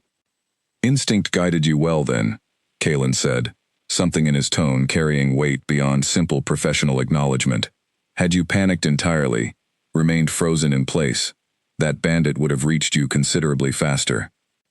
They resumed their journey east once the guards confirmed the road ahead remained clear, though the encounter had shifted something between Alara and Kalen that neither fully addressed directly. An awareness of vulnerability and protection that added new weight to whatever connection had been building between them throughout their travels. Alara found herself watching him more carefully now, noting the slight stiffness in his movement from his shoulder injury, while Kalen seemed equally attentive to her well-being, positioning his horse closer to hers throughout the remainder of the day's travel. As they prepared for the additional journey ahead, Alara felt the weight of anticipation building within her chest, uncertain whether the woman they sought would prove to be her grandmother's sister, a cousin, or perhaps someone else entirely connected to this tangled history.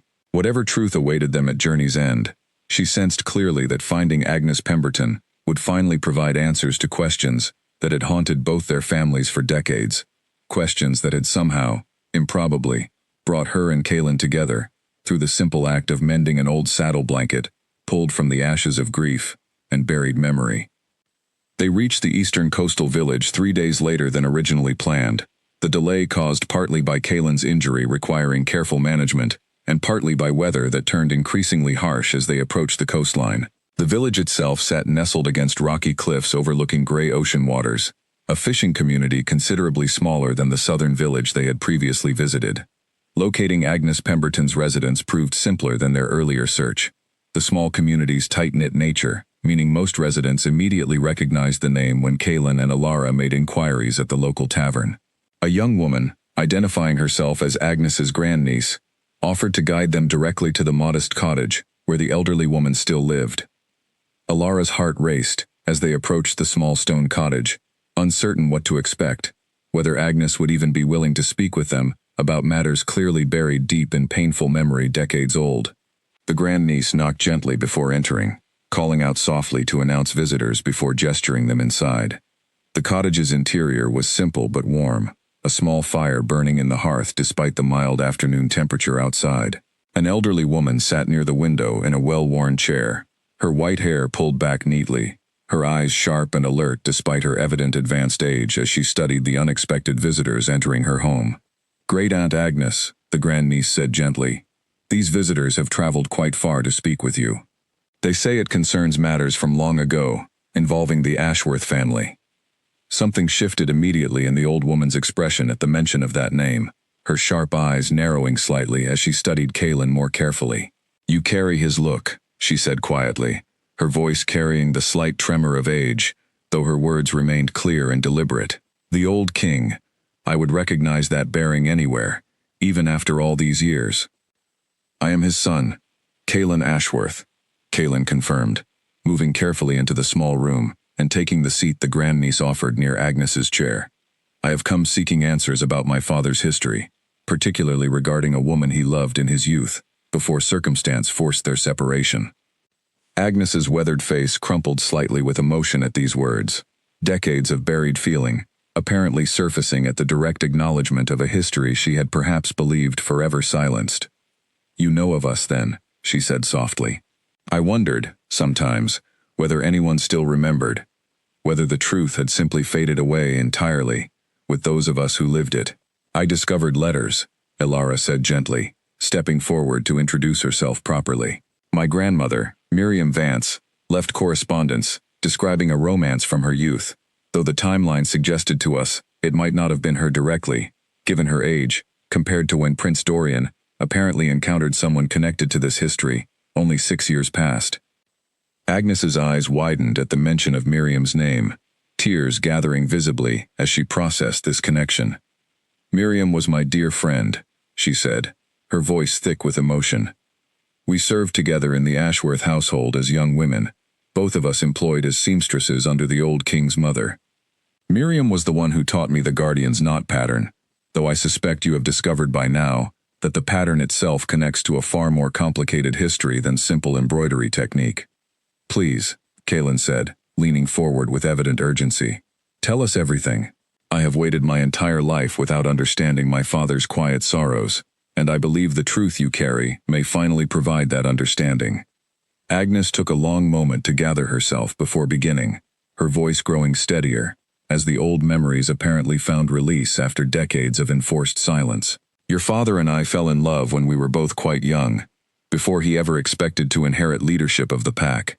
His older brother was meant to become king, and your father lived with considerably more freedom in his youth, free to pursue interests and connections that would have been impossible had he always expected the throne.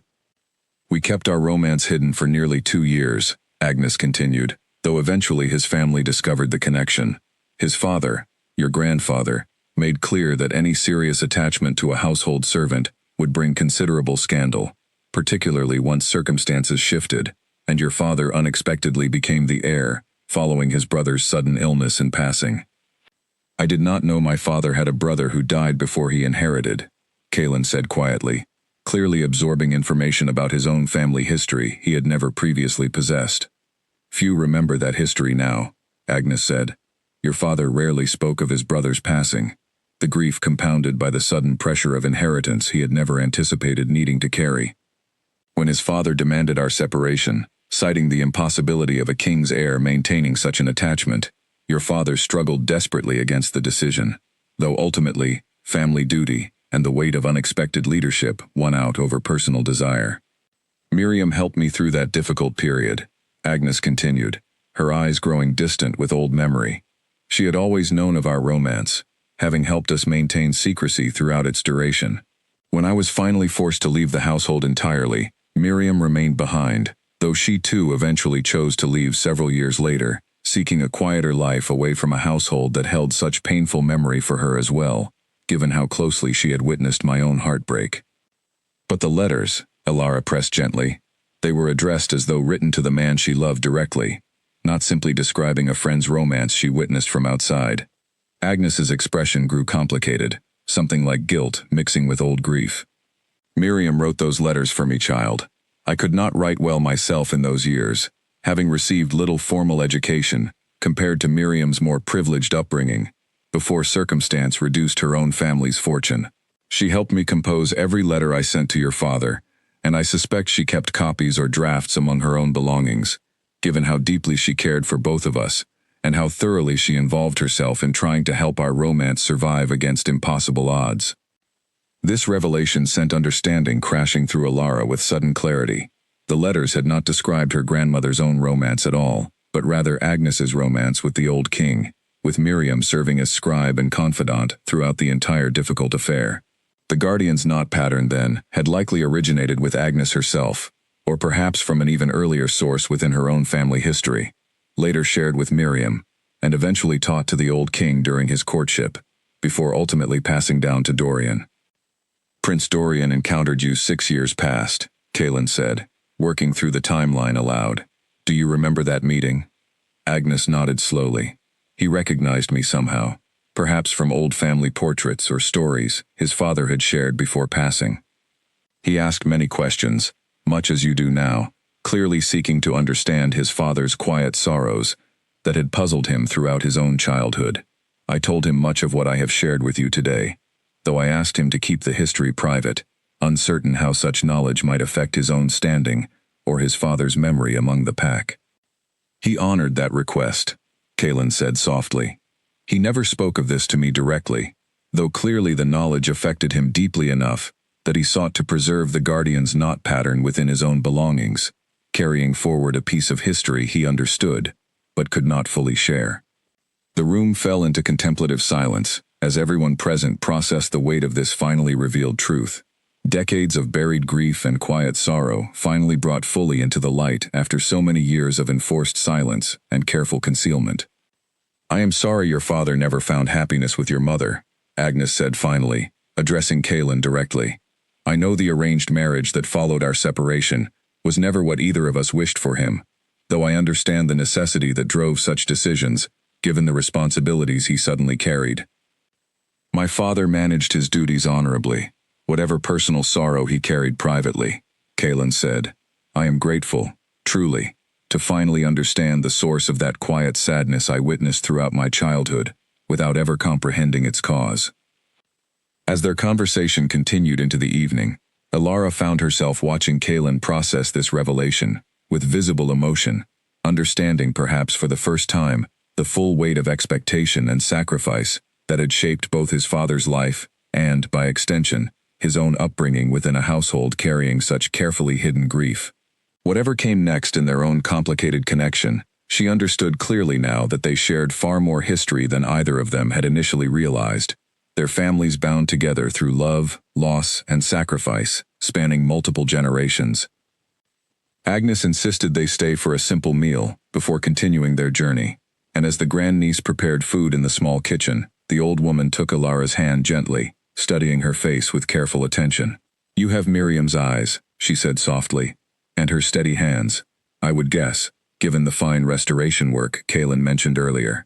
She would be proud, child, to see her granddaughter grown into someone with such evident courage and kindness. Thank you, Alara said, throat tight with unexpected emotion at hearing her grandmother spoken of so warmly, by someone who had known her so intimately, during years Alara herself had never fully understood. I wish I had known to ask her more while she lived. So much history simply disappeared when she passed, questions I never thought important enough to voice until now. Such is often the way of things, Agnes said with gentle wisdom. We rarely recognize the weight of our elders' silence, until circumstance forces us to seek understanding, too late for direct answers.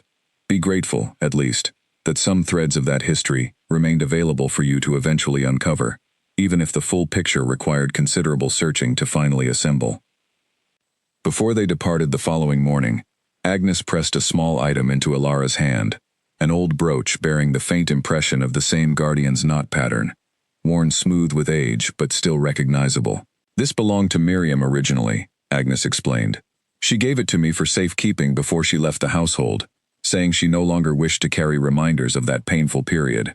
I believe it rightfully belongs with you now, given everything you have uncovered. Alara accepted the brooch with careful reverence, understanding its significance extended far beyond simple decorative value, representing instead a tangible connection to generations of women who had carried this pattern forward through hardship and separation. Their journey back toward the stronghold began under considerably lighter skies than their outward travel had experienced, though the emotional weight of what they had discovered lingered heavily between Kaelin and Alara as they rode together along the familiar roads. On the second day of their return journey, a messenger intercepted their party, arriving at considerable speed, with evident urgency written across his exhausted features. "My king," the messenger said, bowing quickly despite his obvious fatigue from hard riding. "I bring word from the stronghold. The council has called an emergency session, questioning your extended absence and raising concerns about matters of succession and proper household management in your continued absence." Kaelin's expression darkened immediately at this news. "What specific concerns have been raised?" "Lady Thornwood has been most vocal, my king," the messenger continued carefully, clearly uncomfortable delivering such politically charged information. "She has suggested your judgment has been compromised by inappropriate attachment to a household servant, questioning whether such distraction serves the pack's best interests during a period requiring strong, focused leadership." Alara felt her stomach drop at this news, understanding immediately the danger such accusations posed, not merely to her own position, but potentially to Kaelin's authority itself, if the council successfully painted this journey as evidence of poor judgment or inappropriate priorities. "We must return immediately," Kaelin said grimly, already urging his horse to greater speed. "Whatever Lyra Thornwood intends with these accusations, I will not allow political maneuvering to undermine either my authority or your position within this household, Alara. We have uncovered truth significant enough to matter, regardless of how others might attempt to twist its meaning for their own advantage." They pushed their pace considerably for the remainder of the journey, both of them understanding clearly now that whatever peace they had found during their travels together, whatever growing connection had developed between them through shared discovery and vulnerability, would soon face direct challenge from those within the stronghold, determined to see Alara's position, and perhaps her very presence within the household, permanently removed. Riding hard through the final stretch of forest, before the stronghold's walls came into view, Alara clutched the small brooch tightly within her closed fist, drawing strength from the knowledge it represented.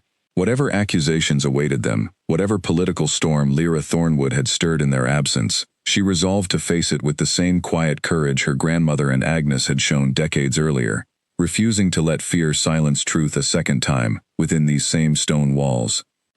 The stronghold's gates loomed ahead as their party finally arrived, exhaustion from the hard pace of travel evident in every rider's posture, though Kaelin showed no intention of resting.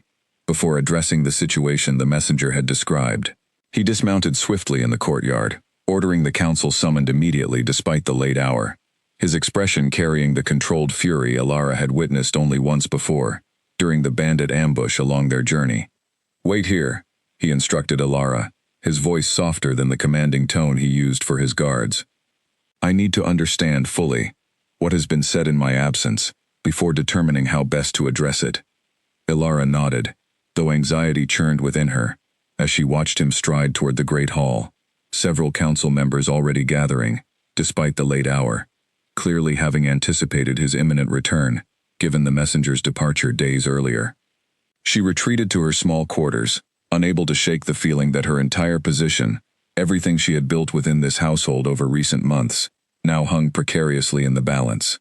She did not have to wait long before Margaret found her, the head housekeeper's expression carrying grave concern as she settled into the chair across from Alara's narrow bed. "The council session grows heated," Margaret reported. "Lady Thornwood has presented your journey as clear evidence of the king's compromised judgment, suggesting his attention has been diverted from proper leadership by inappropriate personal attachment." "What does she hope to accomplish?" Alara asked, though she suspected she already understood the answer. "She hopes to see you dismissed from service entirely," Margaret said bluntly.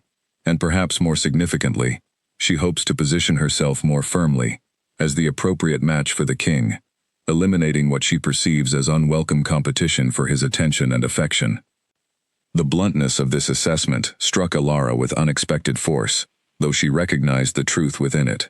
Whatever genuine political concern existed regarding proper household hierarchy, Lyra's true motivation clearly centered on eliminating a perceived romantic rival, rather than any authentic worry about pack governance or leadership priorities. Hours passed, with no word from the Great Hall, Ilara's anxiety mounting steadily as she imagined various outcomes, each seemingly worse than the last. When Kaelin finally summoned her near midnight, his expression remained difficult to read as she made her way through the quiet corridors toward the great hall, uncertain what verdict awaited her. The hall remained lit by torchlight, several council members still present despite the late hour, their expressions ranging from curious to openly hostile as Alara entered. Lyra Thornwood stood near the front of the gathered group, her posture radiating confident satisfaction that immediately set Alara's nerves further on edge. "Alara Vance," Kaelin said formally, his voice carrying the authoritative tone appropriate for such official proceedings, though something in his eyes suggested reassurance beneath the formal exterior. "The council has raised concerns regarding your position within this household, suggesting your continued presence represents inappropriate distraction from proper leadership priorities." "My king," Alara began, uncertain how to defend herself against accusations rooted more in political maneuvering than genuine substance. "I have not yet finished," Kaelin continued, his voice carrying enough weight to silence the room completely. "Before addressing these concerns directly, I wish to share what our recent journey revealed, information relevant not merely to my own family history, but to understanding why this seamstress's presence within my household carries significance far beyond simple domestic service." He proceeded to recount, before the assembled council, the history Agnes Pemberton had shared regarding his father's youth, the forbidden romance, the guardian's knot pattern connecting multiple generations, and the sacrifice both his father and Agnes had made in accepting separation for the sake of pack stability and expectation. Alara watched the council's expressions shift throughout this recounting, surprise and consideration replacing some of the earlier hostility, though Lyra's expression remained fixed in cold calculation throughout. "This history matters," Kaelin continued, "because it demonstrates clearly that loyalty, integrity, and genuine care often matter more than birth station or political convenience when determining true worth." Alara Vance discovered the truth of this connection through her own diligent research and honest character, risking her own security by pulling my brother's mended belonging from destruction, and later confessing that action, despite understanding the risk involved. "My king," Lyra interjected sharply, "however compelling this history, it does not address the fundamental concern that your judgment appears compromised by personal attachment inappropriate to your position and responsibilities." Kaelin turned to face her directly, something dangerous flickering behind his controlled expression. "Lady Thornwood, I find your concern curious, given that you yourself have pursued considerable effort toward securing your own position as my intended match, despite my never having offered any formal commitment or indication of personal interest in such an arrangement." The room fell into stunned silence at this direct confrontation, several council members exchanging uncomfortable glances at witnessing such open acknowledgement of political maneuvering typically kept beneath more polite surface discussion. "I have served this pack's interests throughout every interaction regarding this matter," Lyra said, her composure beginning to crack slightly under the direct challenge. "My family's standing, my own qualifications, surely merit serious consideration for such an important alliance." "Your family's standing is not in question," Kaelin said evenly. "Your character, however, concerns me considerably, given the threats I understand you have directed toward a household servant, simply for possessing skills and integrity that happen to draw my attention and respect." Lyra's face paled at this direct accusation, clearly not having anticipated Kaelin possessing knowledge of her private conversations with Alara. "I do not know what threats you refer to, my king. I have made no improper statements toward this seamstress." "Alara," Kaelin said, turning toward her with evident expectation, "would you care to describe the nature of your interactions with Lady Thornwood regarding your position within this household?" Alara hesitated, uncertain whether speaking openly against a powerful council family would ultimately help or harm her precarious situation.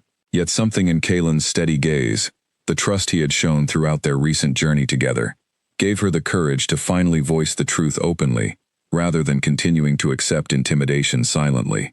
"Lady Thornwood approached me on 2 separate occasions," Alara said, keeping her voice steady despite her racing heart. "She suggested my position could be revoked easily, should certain concerns reach appropriate authorities, and she made clear her belief that my elevation within this household represented inappropriate ambition, unsuited to my proper station." Gasps rippled through the gathered council members at this open accusation, several exchanging glances that suggested growing discomfort with Lyra's apparent behavior toward household staff. Lyra's expression twisted with barely contained fury, understanding clearly that her careful political positioning had begun crumbling before the assembled council's watching eyes. "This is outrageous," Lyra said, her voice rising with evident panic beneath the anger. "A servant's word against mine, and you would accept such accusation without proper verification?" "I have witnessed your character directly during this very session," Kaelin said coldly. "Your willingness to threaten and intimidate those without power to defend themselves against your family's influence.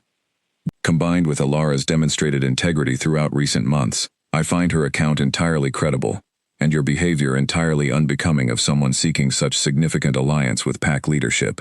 The council chamber fell into tense silence as the full weight of this public confrontation settled over everyone present. Alara stood frozen, uncertain what would follow this dramatic exchange, though something in Kaelin's protective stance beside her suggested her position, at least, remained secure, regardless of how this confrontation with Lyra ultimately concluded. An older council member, Edmund Harlow, who had served the pack through both Kaelin's father's reign and his own, finally broke the silence with careful diplomacy.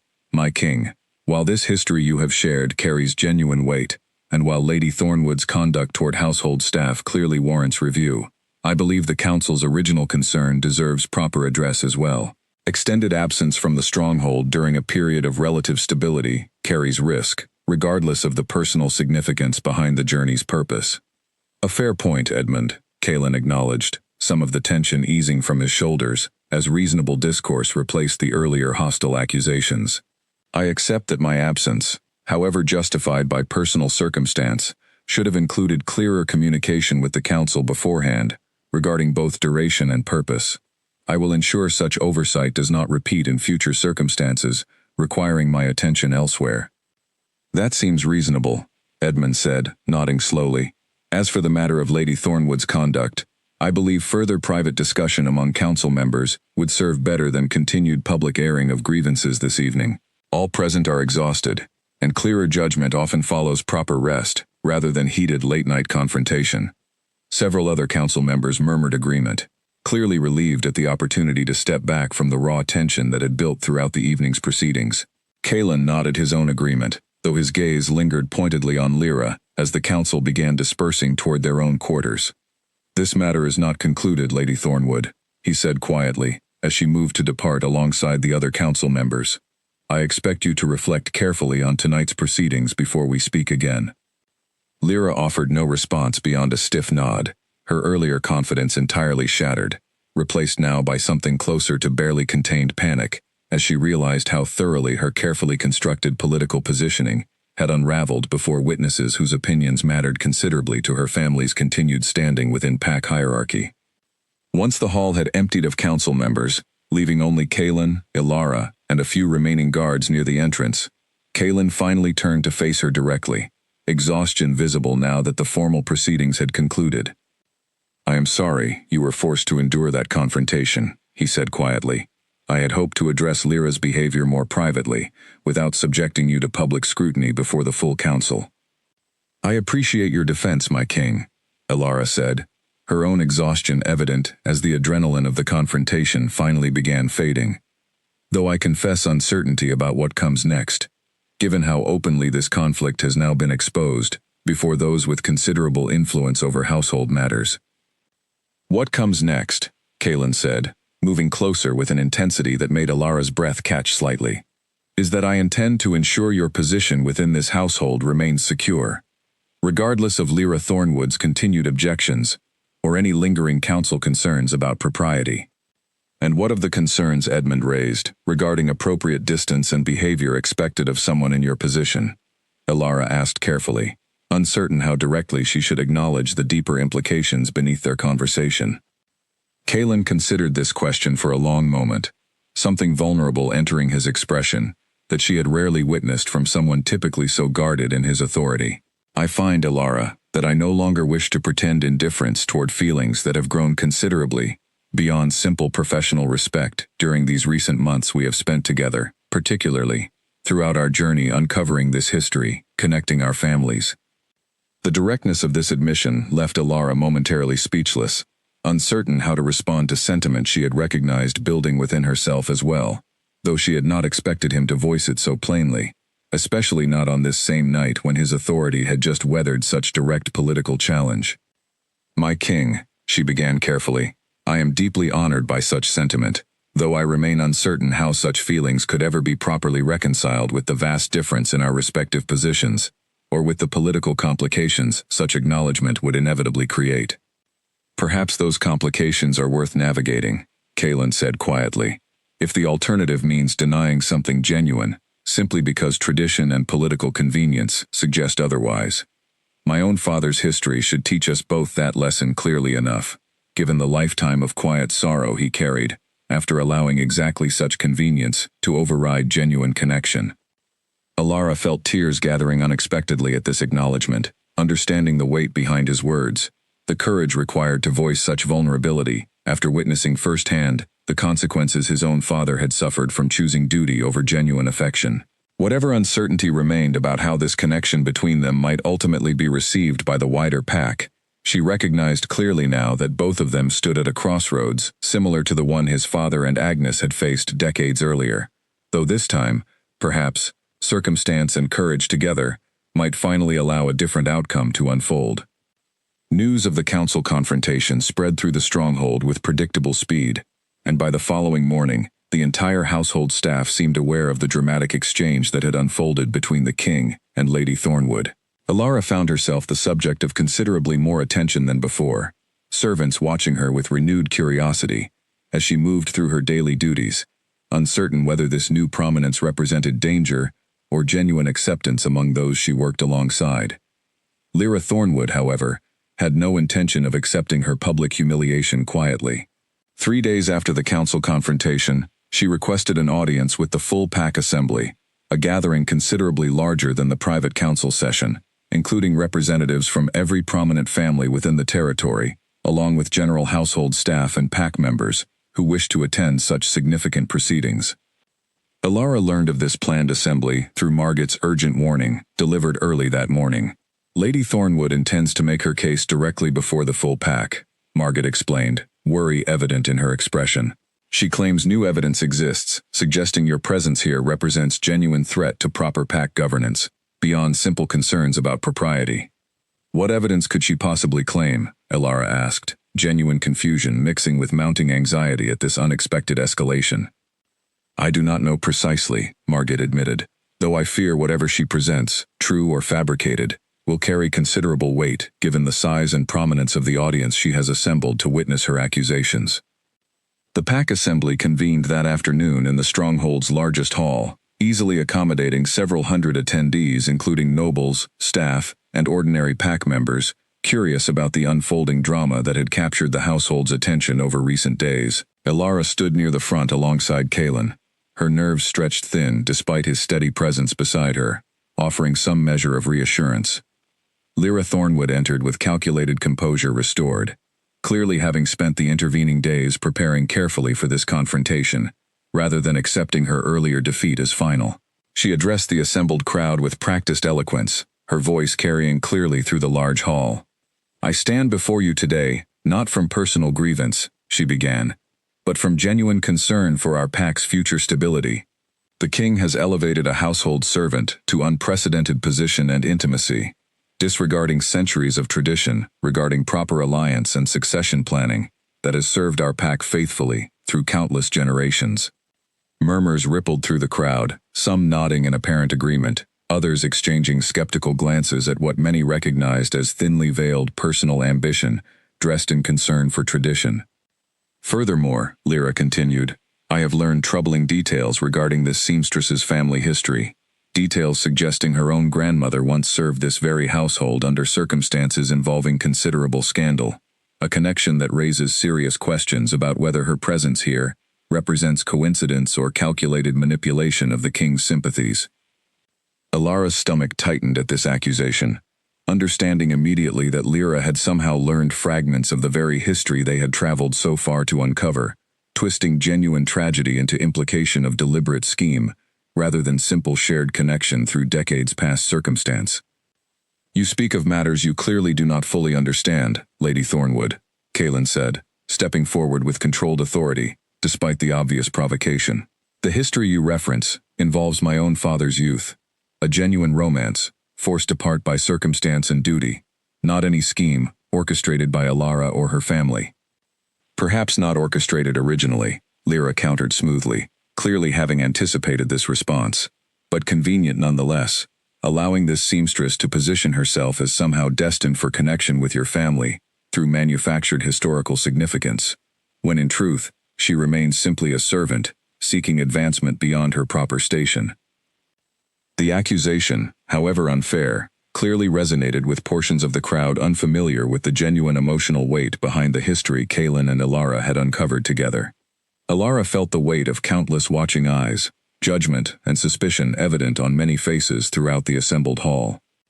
I will not stand silent while my character is questioned before this entire assembly, Alara said, surprising herself with the steadiness of her own voice as she stepped forward beside Kaelin, refusing to let fear silence her as it once had, during the initial questioning regarding the mended blanket.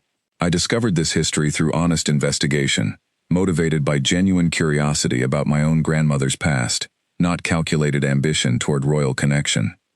How convenient that your investigation happened to align so perfectly with securing the king's personal attention, Lyra said coldly, though something in her tone suggested growing desperation beneath the calculated composure. I have shown this household nothing but honest service since my arrival, Alara continued, drawing strength from Kaelin's steady presence beside her, and the memory of her grandmother's own quiet courage, revealed through those carefully preserved letters.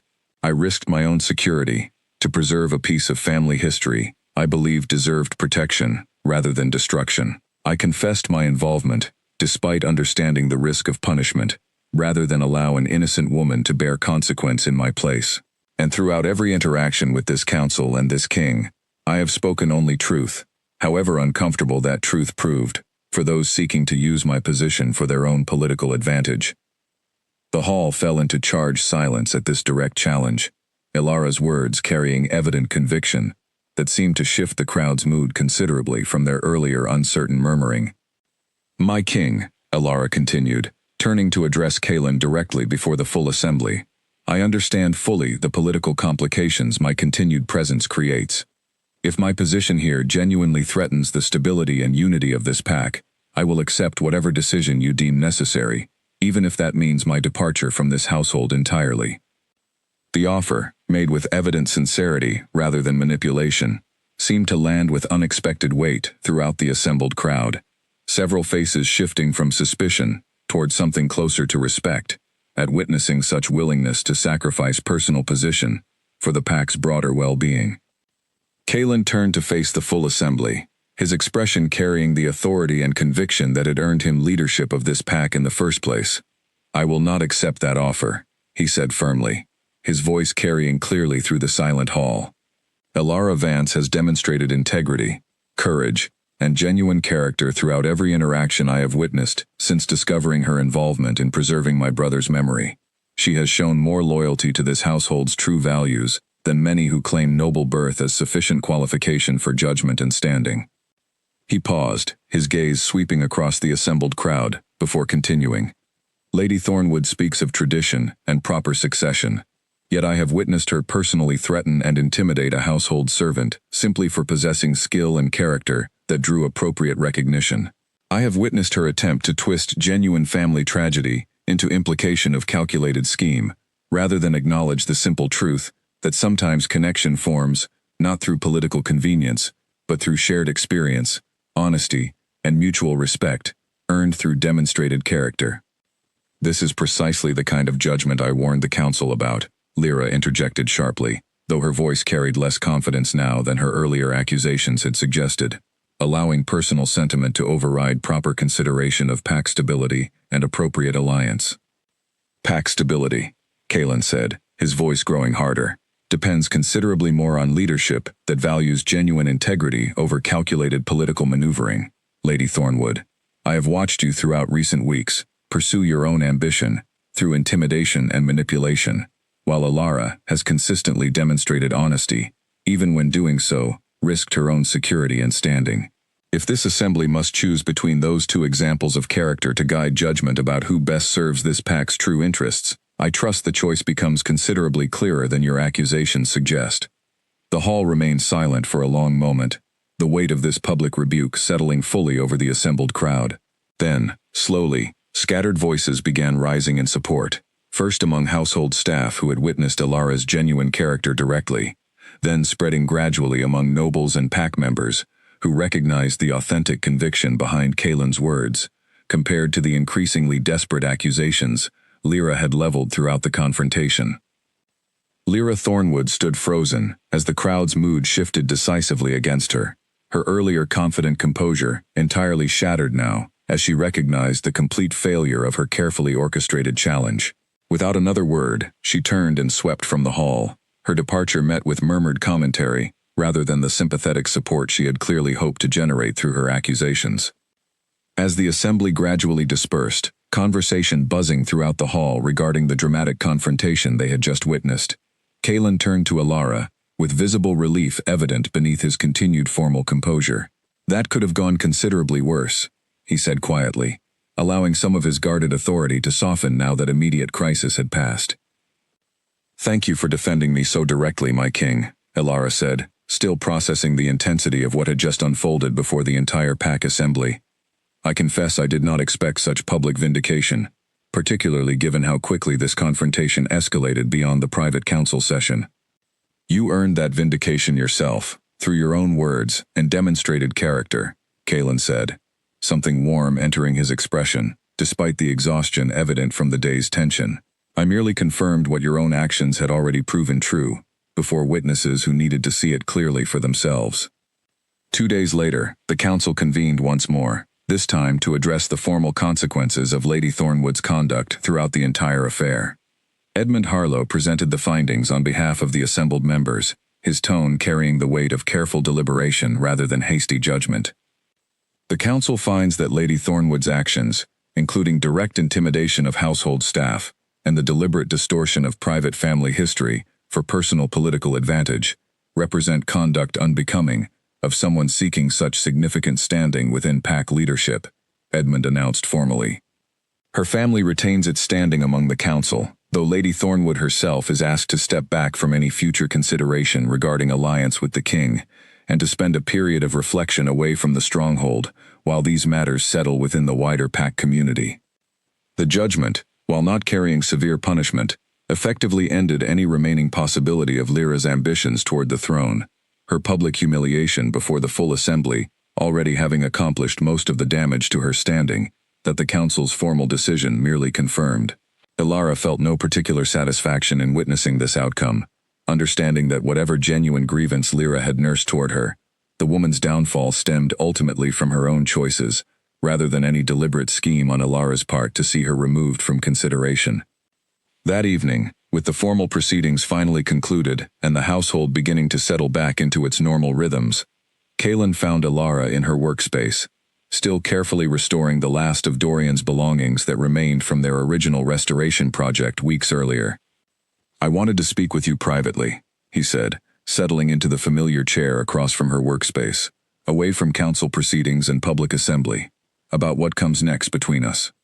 Alara set down her needle, giving him her full attention despite the flutter of nervous anticipation building in her chest. "I am listening, my king." "I meant what I said during the council session," Kaelin continued, his voice carrying genuine vulnerability rather than formal authority, now that they spoke privately. "My feelings toward you have grown considerably beyond simple appreciation for your skill or gratitude for uncovering my family's history. I find myself caring for you deeply, Alara, in ways I did not anticipate when this entire situation began, with a mended blanket pulled from an ash pit." "I feel similarly, my king," Alara admitted, her own voice carrying equal vulnerability now that the immediate political danger had passed, and space remained for more personal acknowledgement. "Though I confess uncertainty about how such feelings might practically unfold, given everything we have both witnessed regarding the political complications such connection inevitably creates." "I have given this considerable thought," Kaelin said, rising from his chair to move closer, his expression carrying quiet determination. "My father allowed duty and political convenience to override genuine connection, and I witnessed firsthand the quiet sorrow that choice created throughout his remaining years. I do not wish to repeat that same mistake, particularly not now. That circumstance and courage together have revealed a path my father never had the freedom to pursue. What are you suggesting, my king? Elara asked, though something in his expression already suggested the answer building toward. I am suggesting that whatever tradition and political expectation might prefer regarding proper alliance, I intend to pursue genuine connection instead, regardless of the complications such choice creates. Kaelin said, taking her hand gently within his own. I would like to formally court you, Elara, not as a king indulging passing fancy with a household servant, but as someone who has come to deeply respect and care for the woman you have shown yourself to be, throughout everything we have experienced together these recent months. Elara felt tears gathering unexpectedly at this direct and heartfelt declaration, understanding fully the weight of what he offered, the political risk he willingly accepted in choosing genuine affection over convenient tradition. I would be honored, my king, she said softly, to accept such courtship, understanding fully the complications it may yet create, though believing firmly that whatever challenges arise, they will prove worth facing together. Kaelin's expression softened into something Elara had rarely witnessed from him, genuine unguarded joy replacing the careful authority he typically maintained before others. Then let us face them together, he said quietly, starting with properly honoring the history that brought us to this moment, and continuing forward into whatever future we choose to build from here. Word of Kaelin's intention to formally court Elara spread through the stronghold within days, generating considerably more varied reaction than the earlier political confrontation had produced. Some among the staff celebrated openly, having witnessed Elara's genuine character and quiet courage throughout recent months, and believing she deserved whatever happiness this unexpected courtship might bring. Others remained more cautious, uncertain how the wider pack community beyond the stronghold's walls might ultimately receive such unconventional pairing between their king and a household seamstress. Elara found herself navigating this new reality with considerable uncertainty, uncertain how to balance her continued restoration duties with the changing expectations now surrounding her position.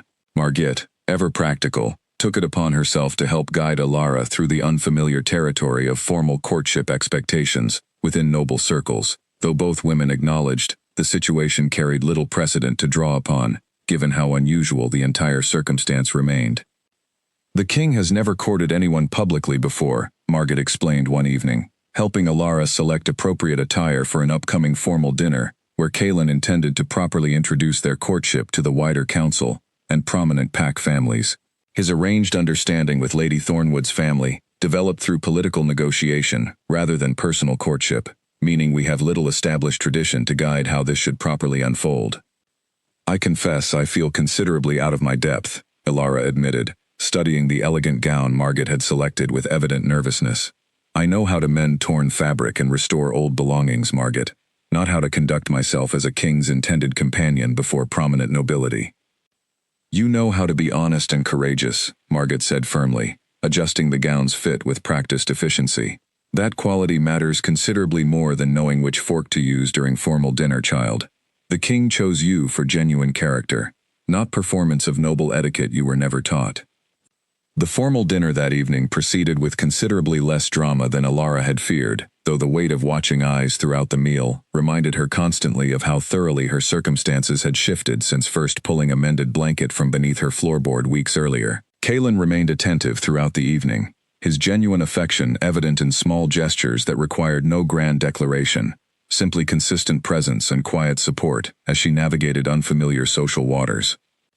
Over the following weeks, their courtship developed steadily, Kaelin making time regularly to walk alongside her through the stronghold gardens, sharing meals together beyond simple professional interaction, and gradually introducing her to aspects of pack governance and leadership that had previously remained entirely outside her understanding as household staff. Elara found herself growing increasingly comfortable within this new role, though she never abandoned her restoration work entirely, understanding that the skill and dedication which had first drawn Kaelin's genuine respect remained an important part of who she was, regardless of her changing circumstances. 3 months into their courtship, with council resistance gradually softening as they witnessed the genuine partnership developing between their king and this remarkable woman, Kaelin called Elara to his private study one evening, his expression carrying quiet excitement he struggled to fully contain. "I have something I wish to show you," he said, retrieving a carefully wrapped bundle from his desk drawer. Ilara accepted it curiously, unwrapping the cloth to reveal Dorian's original saddle blanket, the one she had first pulled from the ash pit months earlier, now restored to full glory with additional careful embroidery work added along its border. "I commissioned additional work," Kaelin explained, watching her examine the new stitching with evident curiosity. "New patterns woven alongside the original Guardian's knot, representing our own family's joined history now, rather than simply my brother's isolated memory." Ilara traced the new stitching carefully, recognizing symbols representing both the Ashworth family crest and, unmistakably, elements drawn from the Guardian's knot pattern her grandmother had taught her as a child, now interwoven together into something new and meaningful. "It is beautiful," she said softly, genuine emotion evident in her voice. "A fitting tribute to everything this blanket represents now, beyond simply your brother's memory." "I wanted you to understand," Kaelin continued, "that this blanket started our journey together, but it need not end there. I have spoken with the Council extensively these past weeks, and I believe, given time and continued demonstration of the genuine partnership we have built, that formal acceptance of our union grows increasingly likely." "Union," Ilara repeated, her heart quickening at the implication behind this word. Kaelin knelt before her then, producing a simple but elegant ring from within his jacket, its design incorporating the same Guardian's knot pattern that had brought them together through such improbable circumstance months earlier. "Ilara Vance," he said, his voice carrying genuine emotion beneath its formal weight. "I have come to love you deeply through everything we have shared these recent months. Your courage, your honesty, your genuine care for preserving history, and connection that others would have simply discarded. I would be honored beyond measure if you would accept my hand in marriage, joining our family's long-separated history into something whole and lasting at last."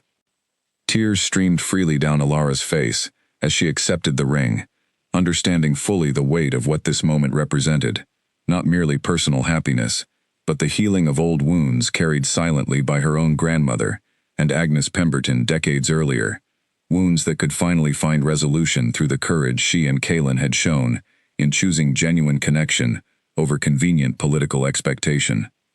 "Yes," she said softly, then more firmly as joy overwhelmed her earlier uncertainty.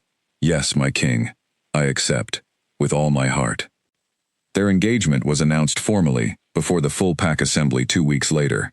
The same hall that had witnessed Lyra Thornwood's failed accusations, now filled instead with genuine celebration, as pack members throughout the territory gathered to witness this unprecedented union between their king and the seamstress whose courage and honesty had ultimately proven worthy of his genuine affection.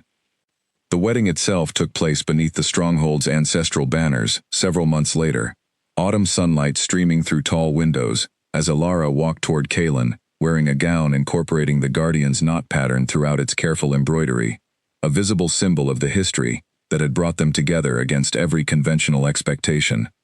Agnes Pemberton, too frail for extensive travel but determined to witness this joyful conclusion to a story she had helped set in motion decades earlier, attended with her grandniece's assistance, tears of genuine happiness streaming down her weathered face as she watched the ceremony unfold. "Your grandmother would be so proud," she whispered to Ilara during the celebration following the formal ceremony, taking her hand with genuine warmth. She always believed love deserved courage, regardless of the obstacles standing against it. "I only wish she could have lived to witness this moment herself."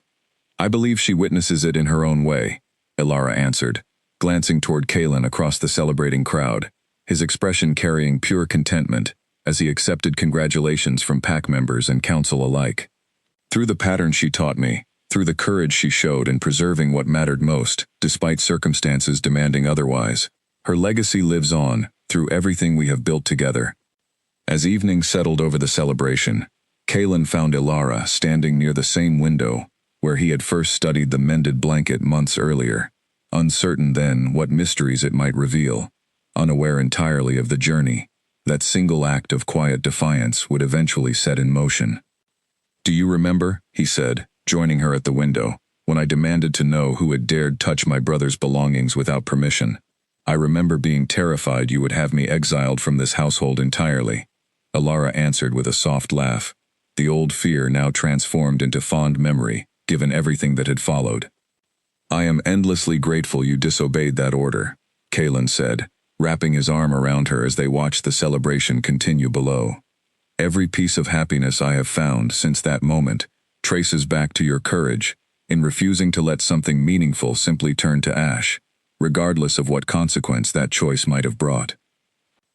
Alara leaned into his embrace, watching the celebration of their union continue throughout the great hall, understanding fully now how completely her life had transformed since that fateful morning she pulled a forgotten saddle blanket from the flames, never imagining that simple act of quiet compassion would eventually lead her to love, family, and a place within history she could never have anticipated when she first arrived at this stronghold as nothing more than a humble seamstress seeking honest work.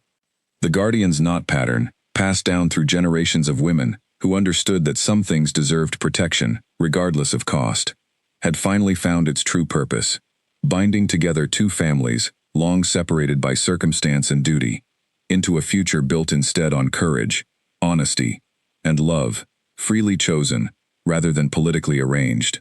And as the celebration continued long into the autumn evening, Alara understood that whatever challenges still awaited them as king and queen of this pack, they would face every one of them together, bound not merely by ceremony and title, but by the genuine partnership and mutual respect that had grown from the simplest act of refusing to let something worth saving disappear into ash and forgotten memory. Bettina approached later that evening, her weathered face beaming with genuine pride as she embraced Alara warmly.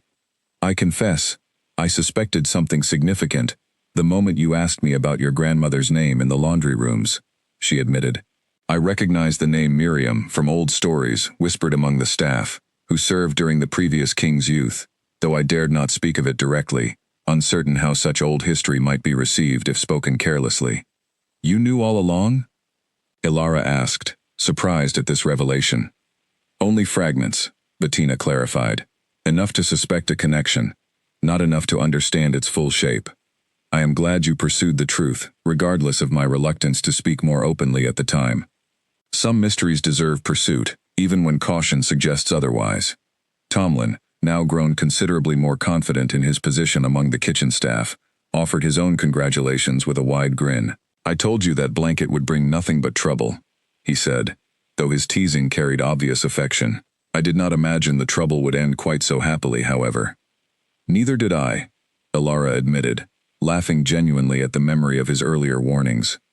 Though I am grateful, Tomlin, that you kept my secret those first difficult days, even while urging me to abandon my foolish impulse. Someone had to look out for you, Tomlin said simply, given how thoroughly you seemed determined to complicate your own life, through simple kindness, toward an old piece of cloth. The celebration continued, with music and dancing well into the night, pack members from throughout the territory mingling freely with household staff, in a manner that would have seemed impossible mere months earlier, before Alara's courage and Kalen's genuine conviction had begun reshaping expectations about who truly deserved respect and standing within their community.